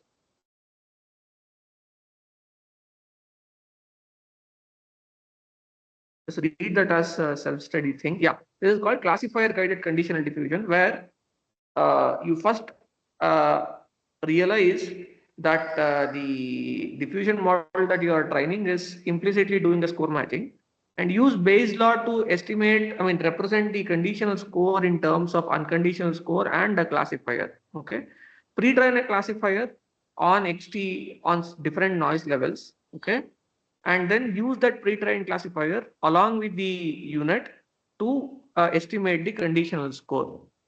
Okay, then you have trained a conditional diffusion model where you have classifier guidance. So now one question that might come up is, see, y need not be a class label. No, it can be a text embedding also. If it happens to be a text embedding, this p of y given x, y given xt will become a regression network that would take an xt and produce the corresponding text embedding. Okay. Right. So I have asked you to implement this. So what you should do is, while you collect multiple XTs, no, while you are training this theta, you also train a classifier to get the corresponding class for the XT. Okay. Use that classifier, get the gradient of every XT with respect to the output of this classifier, and add that to the gradient of this unit and back propagate. That is what you need to do. Okay. Yeah. So now, any questions on this? Yes, sir. So the classifier is not trained as part of the process, right? So classifier is already pre-trained. So you Pre-trained. pre-train a classifier and keep it. Yes. Okay, but if it has no effect, if this process does not have an effect on our, if we are not getting the desired results, what could be wrong actually? What's the see? Typically, what happens in classifier guided diffusion? This X. See, if you look at it, this classifier has to discern the class by taking a noisy sample as input. Correct. Okay. Now, Okay. if T is very high, the sample becomes too noisy. See, it has to discern the class at all noise levels. That will become too much for a classifier to do, isn't it? Okay. Okay. And typically, Then this classifier fails. That is because at higher noise levels, and that's why classifier guided diffusion does not work too nicely. So that's why people went from classifier guided diffusion to classifier free diffusion. Okay, so classifier free guidance. Okay, so which I said just read it as a homework. I mean, I need, uh, I leave some questions, I mean, some concepts to you as homework. So that's why people move to classifier free guidance where there is no classifier when you do guidance. Just read that. Huh? It is there in the tutorial that I had given as a reference. Read that once. But yeah, but what I've asked you to implement in assignments is a classifier guided diffusion. The problem might be that you are overburdening this classifier to get the classes at multiple noise levels. That's where the problem can come. In fact, all the state of the art models, right, like this stable diffusion, imagine, etc., all use classifier free guidance, not classifier guided diffusion, okay, for conditioning. Yeah. okay, sir. Any other question? See, there is one other last piece, right? I mean, you see this stable diffusion thing. I've asked you to do that in your assignment as well. The stable diffusion, stability.ai company, what they are doing is the diffusion DDPMs are not built on the image space. What they do is they first train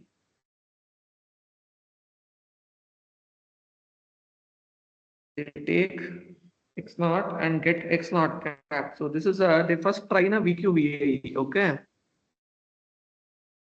This is the encoder and decoder of a VQVAE. Okay. So you get the Z corresponding to the data. They first train a VQVAE. Okay. Then what they do is DDPM or they train DDPM on the latent space of VQVAE.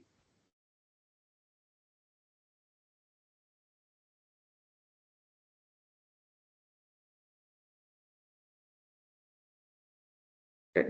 They train a DDPM on the latent space of VQVAE and the generation, right? So now what happens is generation is first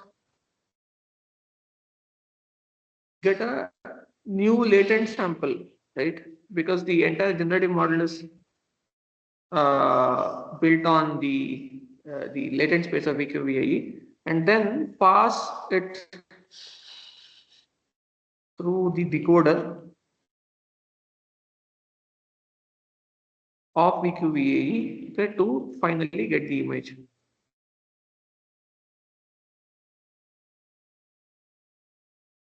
I've asked you to do this as well, right? I mean, it's pretty simple. The point is that building a diffusion model on the image space is very difficult because it's of very high dimensions, right? So instead of doing that, you first train a encoder decoder model or a VQVAE, get the latent vectors, and you train a DDPM on the latent vectors of the VQVAE. And then when you sample, first sample the latent vector, new latent vector, pass it to the decoder of VQVAE and get the generated sample. That's what that's what is done in this stable diffusion, right? Where they call it stable because you are not doing it on the image space, but you are doing it on the latent space of a pre-trained VQVAE. Okay, so that's about it. That's all I wanted to cover in DDPMs. So one other piece to be covered today is DDIMs, right? Diffusion implicit models, where you have the inversion possibility of inversion, and also they address this drawback of the inference time of DDPM being too slow, right? Because you need to hop capital T number of steps, which is typically of order of thousands. So DDIMs, which are denoising diffusion implicit models, will take care of that particular issue. We will look at DDIMs and then I'll go to noise contrastive estimation and self-supervised learning. Okay. Shall we take a break now? About 10-15 minutes. Okay, Yes, sir. sir. Yes. The plan is the following, right? I will we will do DDPMs, DDIMs this class. Possible at the end of this class, I will just give you an introduction to self-supervised learning. Next class, I will do noise contrastive estimation, self-supervised learning, and if possible, I'll also sneak in some distillation ideas, knowledge distillation. And in the final class on 16th, we will look at autoregressive models, transformers, and some introduction to LLMs. That would conclude the course. See, we had to have 14 classes, right? How much do we have? Do we have, how many classes have we done so far? Does anyone have a count? So as per your lecture label, it is 10th. Yeah. That's, I also noticed that, but did I start writing from the very first class? I think there's also lecture 0, so it's Lecture like 0. 11. First day is lecture 0. 11th Is class. there lecture 0? Yeah, there is a logistic. Logistics one, yeah. So yeah, this is 11. So we'll have 13 classes, huh? Okay. Yeah, typically that's what a semester is. It's between 13 and 14 classes of 3 years. But it's okay. I think we have covered like sufficient ground. So we'll have 2 more classes, right? We'll do self-supervised learning, distillation, and some introduction to LLMs. I think that would conclude it. Okay, so let's take a break. It's 11:10. Let's take a short break of about 10 minutes, and come back at 11:20. Is that okay? Yeah. So just one question. So in the assignment, you mentioned IJPG. So would you be talking about that? Of course, definitely. Okay. Definitely. Maybe in Okay. the next class. Yeah. It's a self-supervised learning method called IJPA. I'll do it in the next class, perhaps. Sure, sir. Okay. Yeah. See you in about. Please come back in 10 minutes, where we have things to cover. Yeah. See you.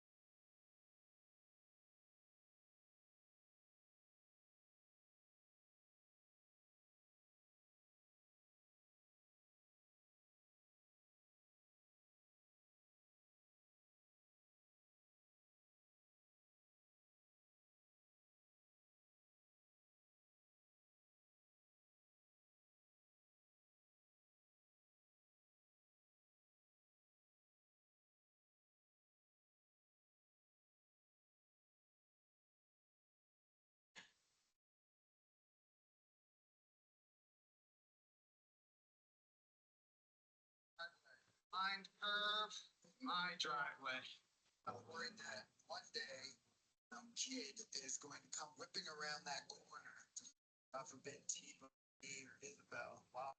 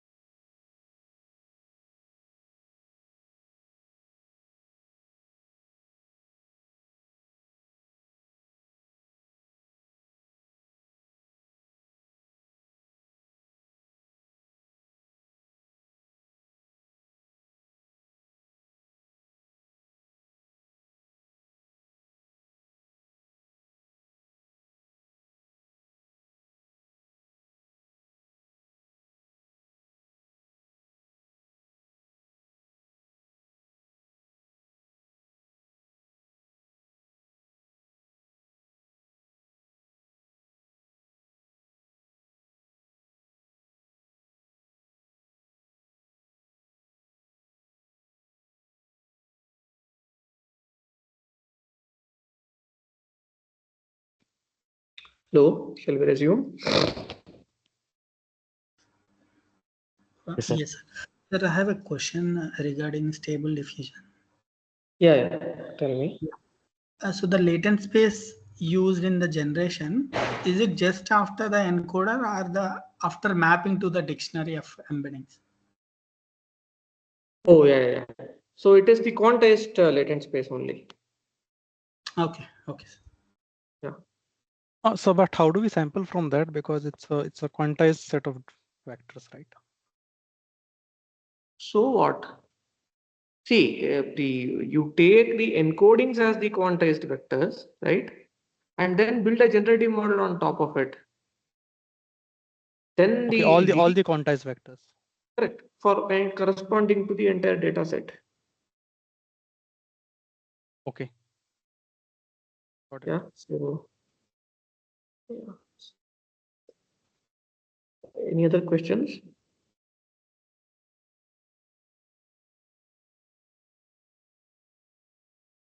Okay. Oh.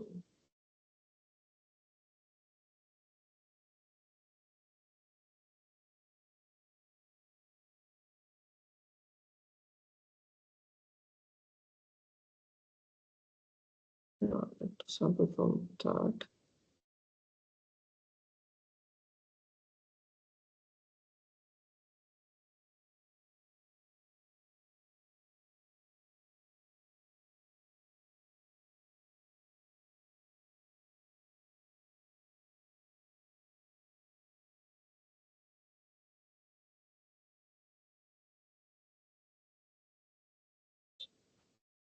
Yeah. Okay. So let us look at this another class of models now called DDIMs or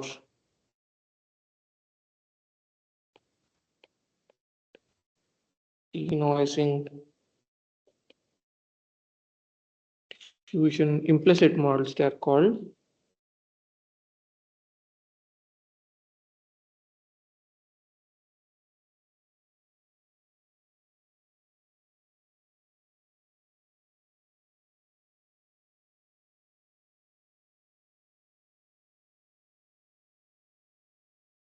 Okay. Okay. So now the motivation for these class of models are the following, right? So they first ask this question, right? DDPMs are Markovian, right? Actually, first order Markovian. Because of this, what happens is, so the sampling or the inference,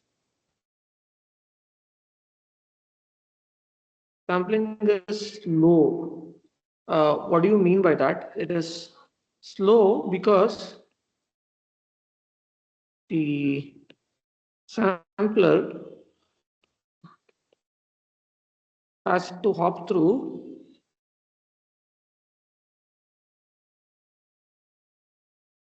T steps. Isn't it? Recall that, right? In the sampling procedure,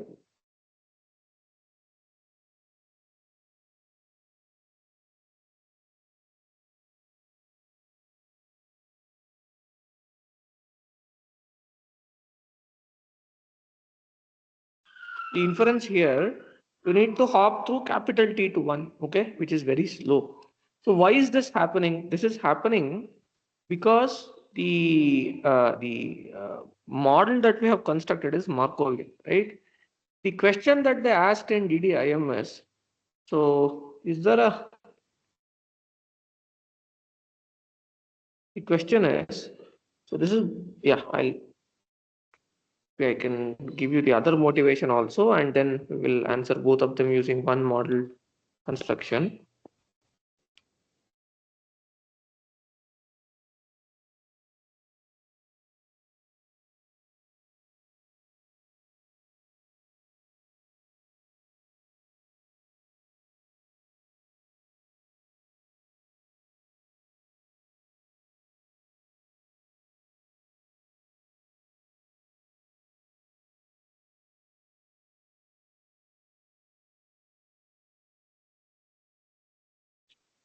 DDPMs cannot perform posterior inference or also called inversion. Okay.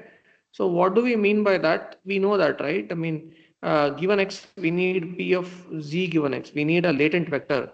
And DDPMs cannot do that. Okay. Why? Why is that? Because the encoding process will converge to normal 0, 1. And for every input sample, you will get some sample from normal 0, 1.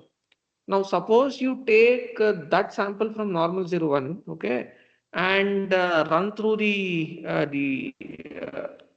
generation process or the denoising process, okay, there's no guarantee that you get the exact same image that you started with. Let me repeat what I said. Suppose you take an image, okay, or a data point, and encode it using the DDPM's encoder, you get a particular X capital T, right? Now, if you take the same image and do encoding another time, you will get another sample corresponding to that, right? If you take both those outputs of both of those forward processes and run through the backward process, there is no guarantee that you will get the exact same input sample that you started with in a DDPM model, right? Okay, that's what I mean by DDPMs cannot perform posterior inference or inversion. So now the question is, can both of these props, so DDIMs solve both of these issues actually, okay?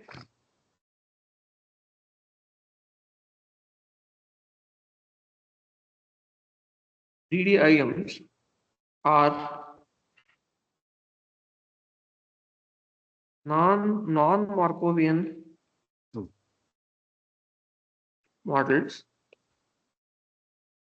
okay, that enable fast sampling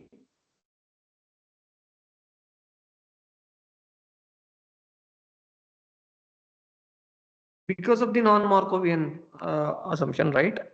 Okay, non-Markov enable fast sampling plus inversion. Both of these are possible. Okay.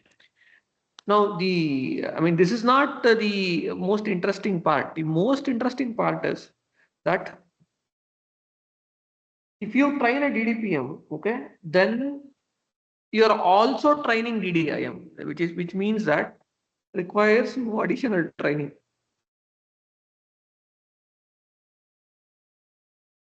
No additional training.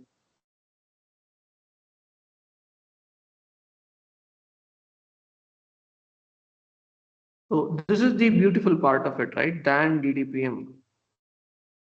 If you train a DDPM, then you are implicitly training DDIM is what the idea is.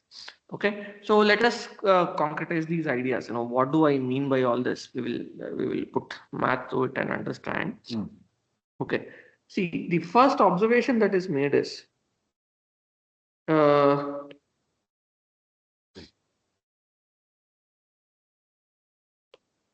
the observation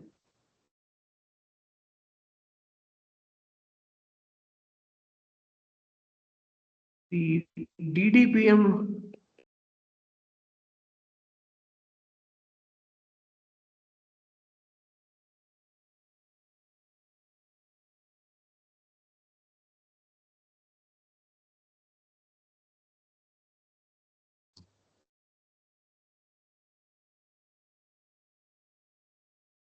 DDPM loss function, okay, loss function depends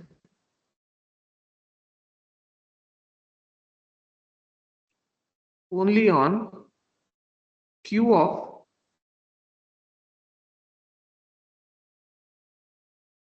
xt given x naught. Okay, this is the first observation that they do, is that the DDPM loss function only depends on Q of xt given x naught. Okay, so now based on this observation,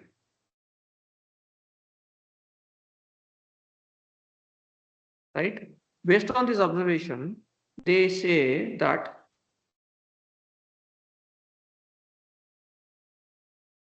only on and not on Q of x 1 to t given x naught. Okay, so please pay attention here. See, Q of xt given x naught is the posterior of the tth latent variable conditioned on x naught. Okay, and Q of x1 to t given x naught is the joint distribution of, okay, all the latents given the data variable. Now, the observation that is made is that the DTPM loss function, okay, or the elbow, does not depend on the joint distribution of all the latents given data, but only on the tth latent variable given data. Okay, so this means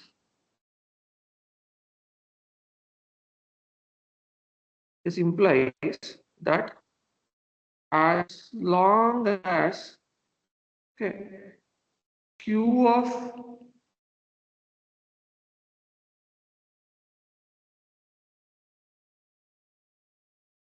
is same as that of DDPM,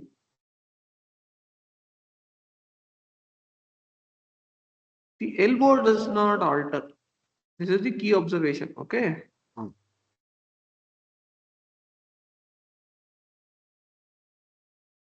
Okay. So which means that as long as Q of xt given x naught remains the constant, the elbow doesn't alter. Okay.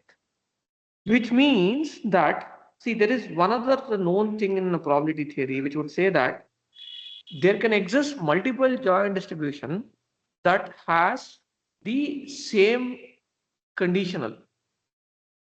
Does that make sense? Suppose there are like there is a particular conditional distribution. Okay, we can construct multiple joint distribution that would have exactly the same conditional distribution. Okay, so what they do is, so define a family of non-Markovian encoding distribution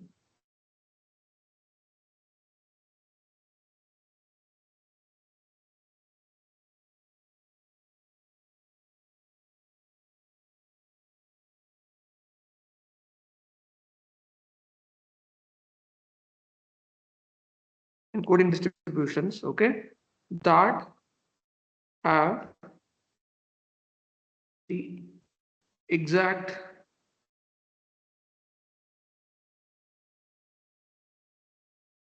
conditional as in DDPM. So what we are seeking is that I will give you now a family of non-Markovian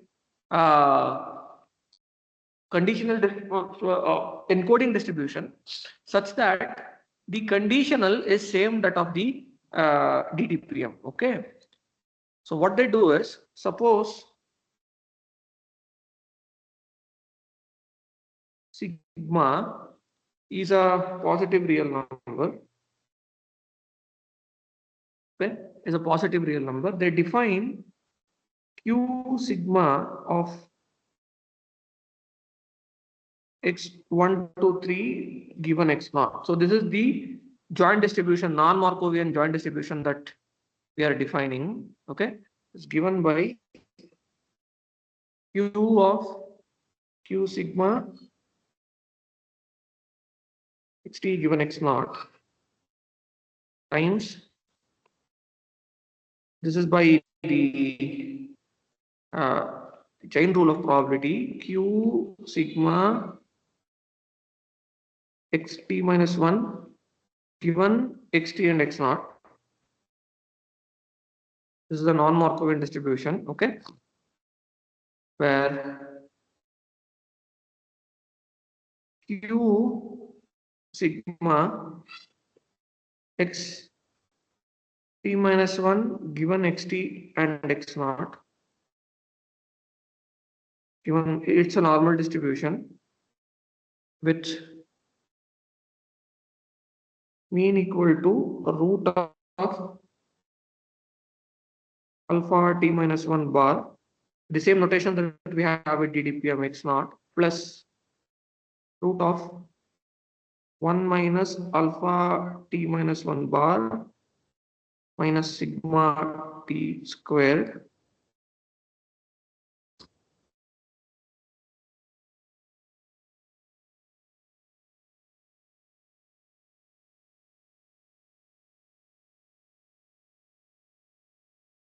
hold on, where is this? Just a second, here, this is x by that, this is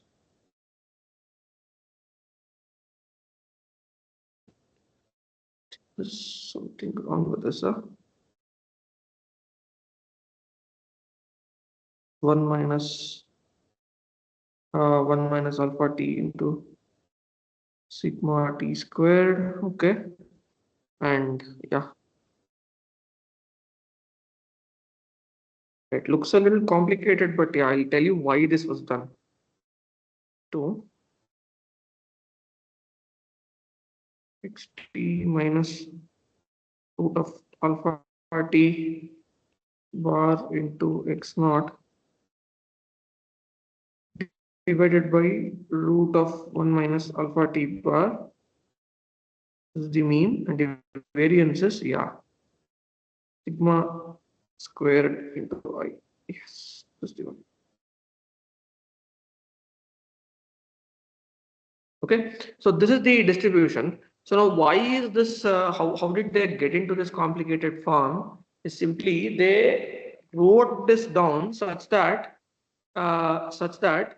sigma q sigma of x t given x naught, okay, will match that of the DDPM, which is simply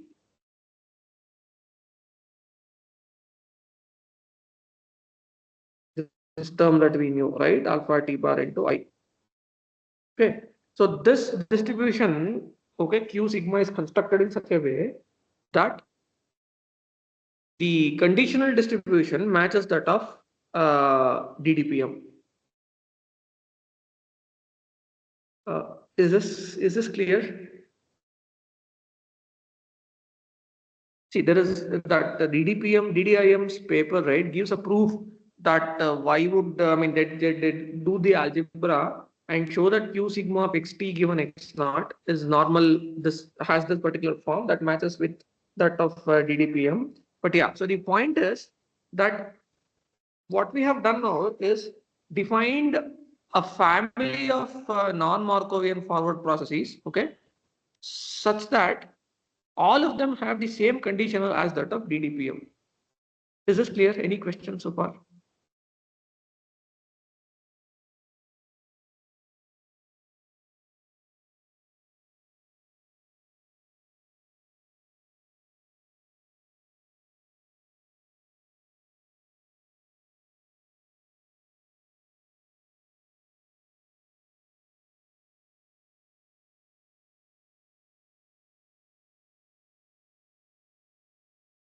Hello, am I there? Yes, sir. Yeah, questions here? Did you understand this?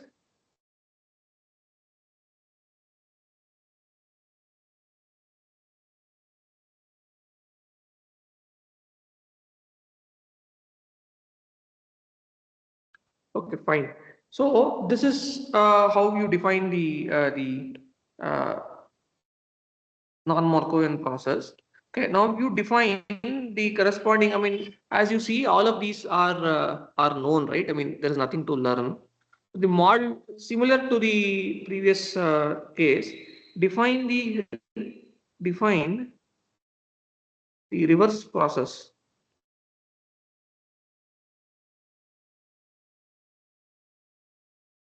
Okay, reverse or the denoising process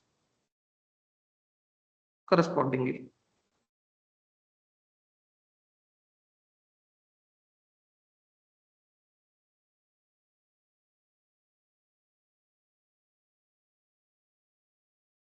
Follows. So what do we need? We simply need a p theta of xt minus 1 given xt, right? Define that to be For t equal to 1, it is a normal distribution. Similarly, at mean mu theta and variance sigma I, okay, at different other t's, it is equal to q phi of xt minus 1, okay, given xt, and instead of x naught, what we have is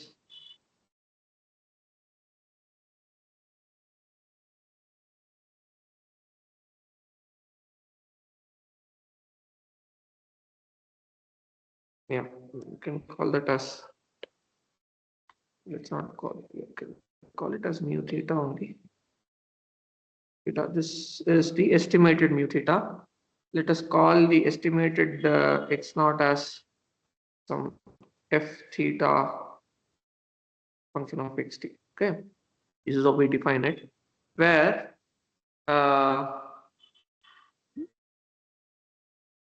we know that our x naught is given by xt minus root of 1 minus alpha t into epsilon divided by root of alpha t bar. Right, this is what we have, right?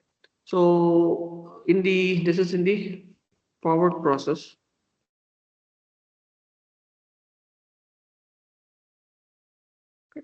In the reverse, corresponding reverse process, we'll call the f theta of x naught, which is an estimate of x naught, to be equal to xt minus, just like we did it with ddpms, we have a similar thing with ddims. Instead of epsilon, you have epsilon theta cap, right, which is the estimated epsilon divided by alpha t bar. That's all. This is in the reverse process.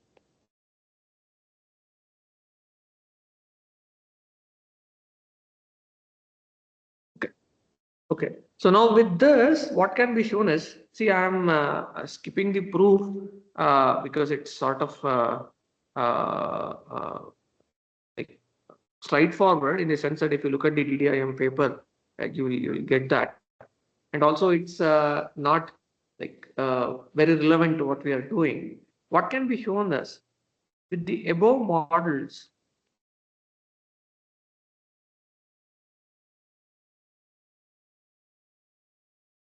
the elbow, okay,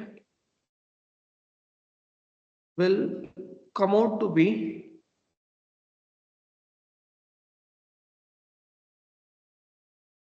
the same as that of DDPM.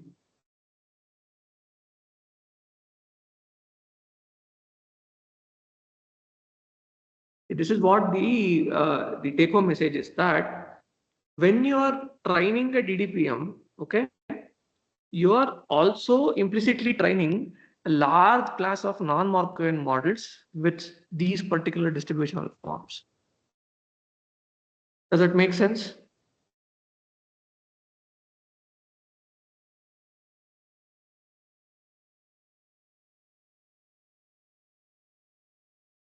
Hello? Is that clear? So what I'm saying is, when you train one DDPM, okay, with the procedure that we just saw, you're actually training a gamut of, right, of infinite models, non-Markovian models, with this particular distribution that we just mentioned. That's why the name, no, denoising diffusion implicit models, because you're implicitly training so many models while you are training one DTPM. So this implies, what does this imply? This implies that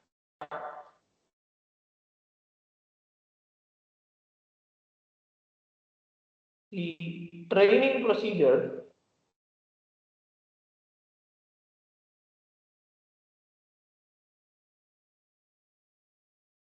and the loss function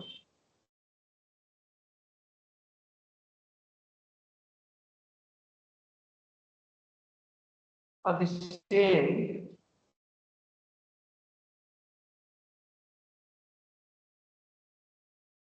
for both DDPM and DDIMs.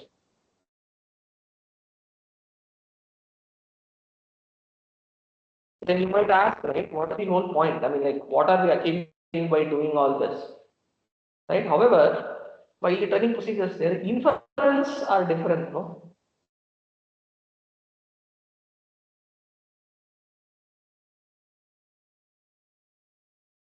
Inference is very different, right? So how do we infer for DDPMs? Okay, sampling is from you get xt minus 1 recursively from p theta of xt minus 1 given xt, okay, which is Gaussian. What was the distribution of DDPM? Recall it is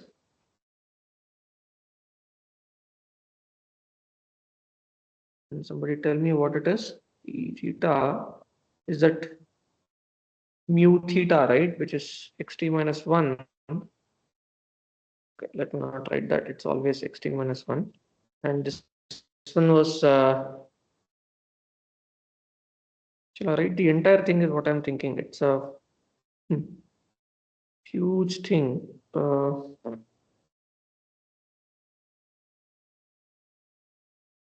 on, let me try to write it. Give me a second, I'll write it. I had written it before.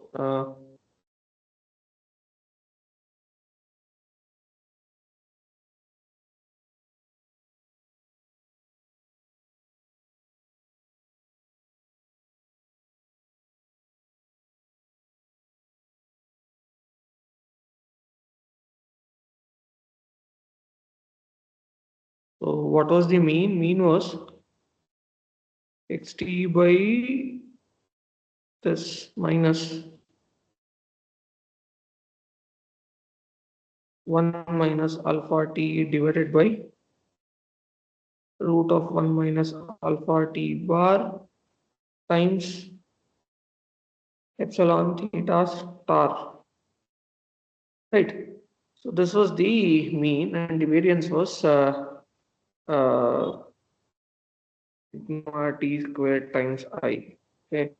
This was in DDPM. While in DDIMs,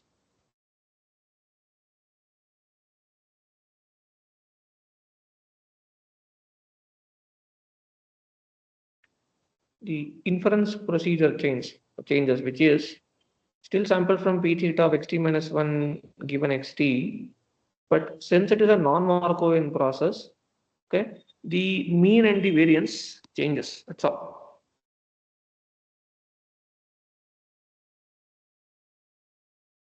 Let me write it down. The mean is given by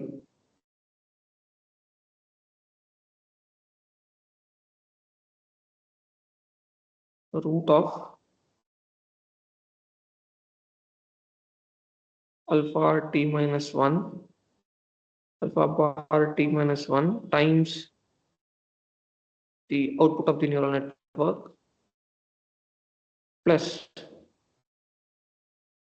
root of 1 minus alpha bar t minus 1 minus sigma t squared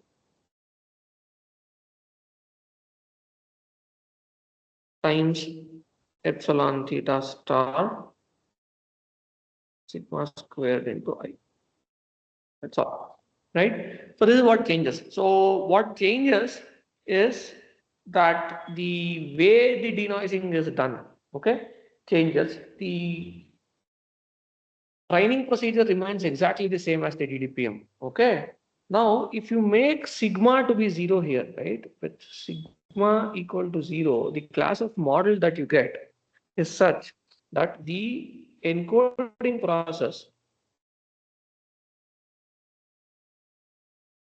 becomes deterministic.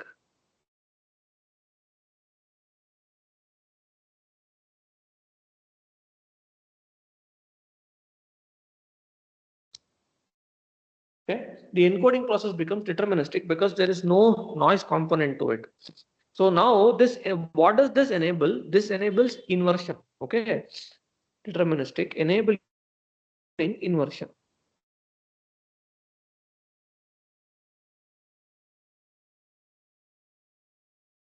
So what do you mean by that? Given a particular X naught, which is a data sample, okay, what you could do is you could run the forward process, okay, that is a deterministic forward process for DDIM, and get the corresponding latent vector, the noise latent vector, which when used in the sampling, okay, or denoising process, will generate this exact same sample X naught.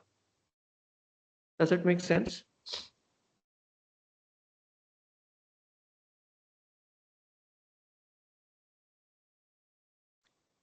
All you should do is the following, right? What is to be done is, given an X naught, you run the forward process, okay, of the DDIM, and you note that the forward process of DDIM is similar to that of the forward process of DDPM because the conditionals are the same.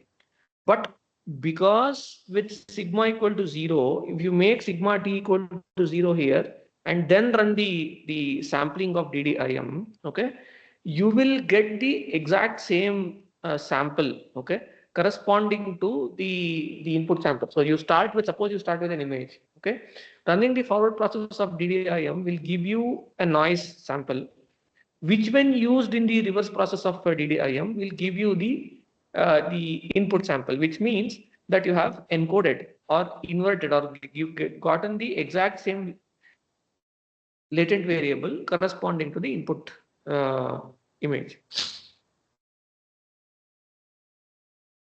Is that making sense?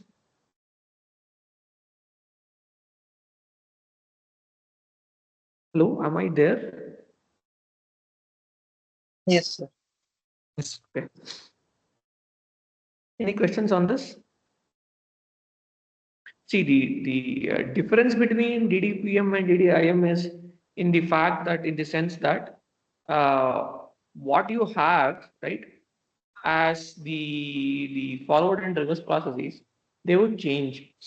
They would become non-Markovian processes. Okay, but because of the way these non-Markovian processes are constructed, they are constructed in such a way that the conditional distributions happen to be exactly the same, has the same form as that of DDPM, which implies that training a DDPM is implicitly training multiple DDIMs that are there. What is the advantage of that? The advantage is that because one of the the values of sigma, the class of models that we have generated becomes deterministic. You can use that for inversion. Is that clear? I will also share a nice blog post on this.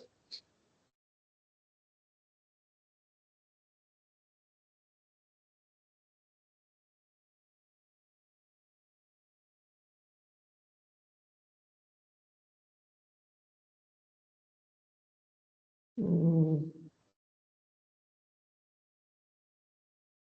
you may ask any questions if you have in the meantime. So one question. So the reason why DDPMs are non-invertible, is it because the Markovian processes are non-reversible? It is not because of that in particular. It is because of the fact that the encoding process involves noise addition. No, it is because and in case of DDIMs.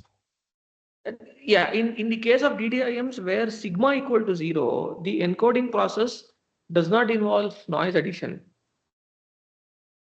It is simply a function of alpha. Okay, and that's why it is reversible. That is why it is reversible, correct. But the thing is, the alphas are designed in such a way that, if you keep moving in the forward direction, they would still approach a normal 0, 1, okay, in the stationary distribution case. However, the forward process is not that you take an image and add noise. The way they are constructed. Okay. So the forward process is non-Markovian.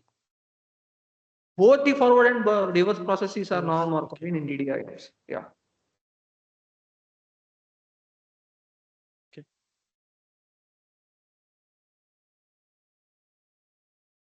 Okay, so yeah, see, actually, what I've asked you is that see, you'll be training one model, okay, which is the DDPM model. But what changes is the inference, right? Inference and the inversion in the case of DDIM. Simply take a pre-trained DDPM, okay, and use it for inversion. I saw a nice Hugging Face blog on DDIM inversion. I will share that with you. Hold on. Huh? Looking for it. I've asked you to invert, get the noise samples, and do an interpolation between those noise samples corresponding to two different images, and then do a reverse direction is what I've asked for. It's a nice experiment to do. Let me just share that. Hold on. In our group, I will put it in our group.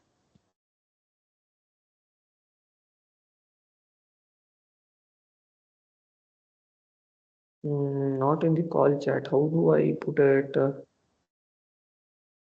Teams. You can put it in the call chat itself. But that will just go away. No, I don't want that to happen. General. It wouldn't go away. Post. No, it will not go away. It will stay there. Whatever you put here will come in Teams. Yeah, Teams. So, okay. Anyway, I just put it in the chat window. Have a look at it. Huh? Okay, so that's it. In fact, that's the end of what I wanted to do with diffusion models.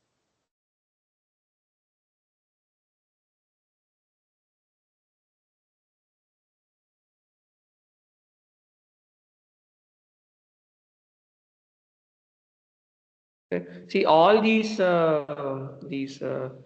to image generators, right? They're all diffusion models. Okay. They use classifier free guided diffusion, and they're all DDIMs. They're not DDPMs because I mean, in fact, the training is the same, but because the inference has multiple advantages over the DDPMs, right? What they do is they infer using DDIMs processes, not DDPMs processes, but all of the state of the art models are the diffusion models. Okay. Right. So it's better if I start a new thing now. So page.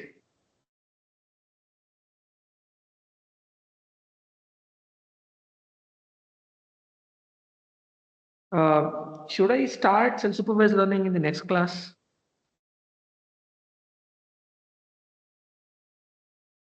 What do you reckon? Can give you the introduction and go over the math in the next class, or like we can start in the next class.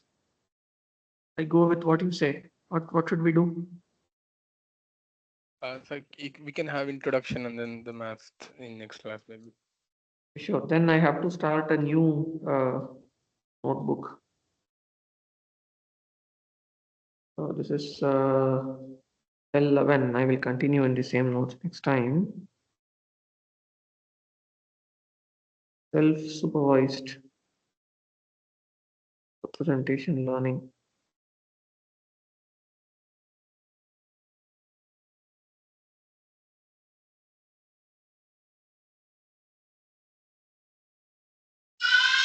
See, these diffusion models, right? Because of their elegance, in the sense that all their Sorry, I had a query. yeah, go on. Yeah. Sir, for the DDIMs, everything else remains the same. I mean, like how we for the conditional generation and all those things. Yeah. Conditional generation, everything remains the same. All that which changes is the forward and the reverse process. Even the training procedure does not change, right? The forward and the reverse process changes. The two XT, the relationship between XT and X naught does not change. The relationship between XT and X naught that you need for training the model does not change. It remains exactly the same as that of DDPM. But the forward and the reverse processes changes, which means that the the sampling has a different equation which I wrote, which is different from DDPM. Okay, and the encoding process has a different equation.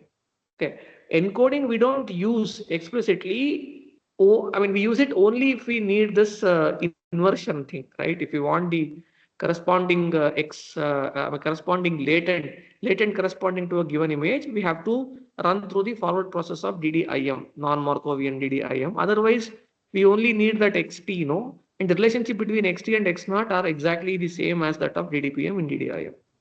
And the conditioning, etc., all of them remain exactly the same. Okay, thank you. Okay. Okay, so let's now switch gears and we will look at self-supervised learning. These are not generative models per se. Okay, the problem is of what is called as representation learning. We have actually done it in a slightly different way. So representation learning.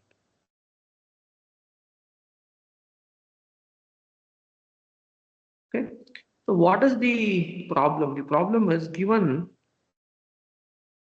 some data. I will switch back to our older notation. Okay, x1 through xn. These are not the intermediate states in diffusion models. Okay, IID drawn from some unknown distribution px. Okay, there are no labels here. Learn a function.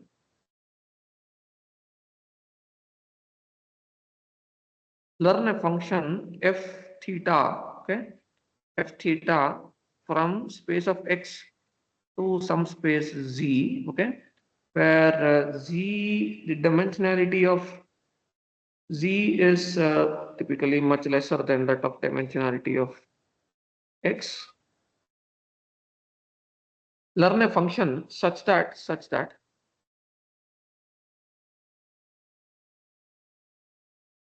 downstream tasks as they call them,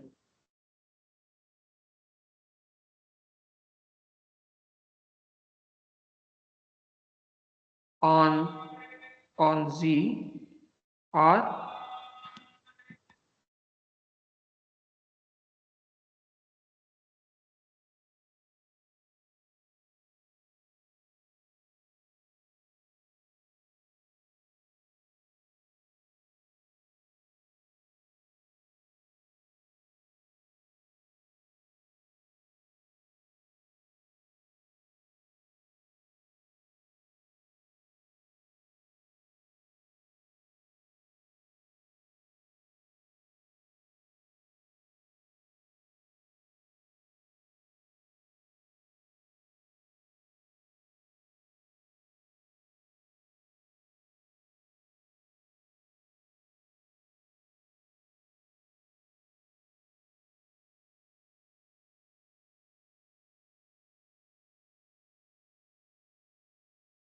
yeah. So this is the object.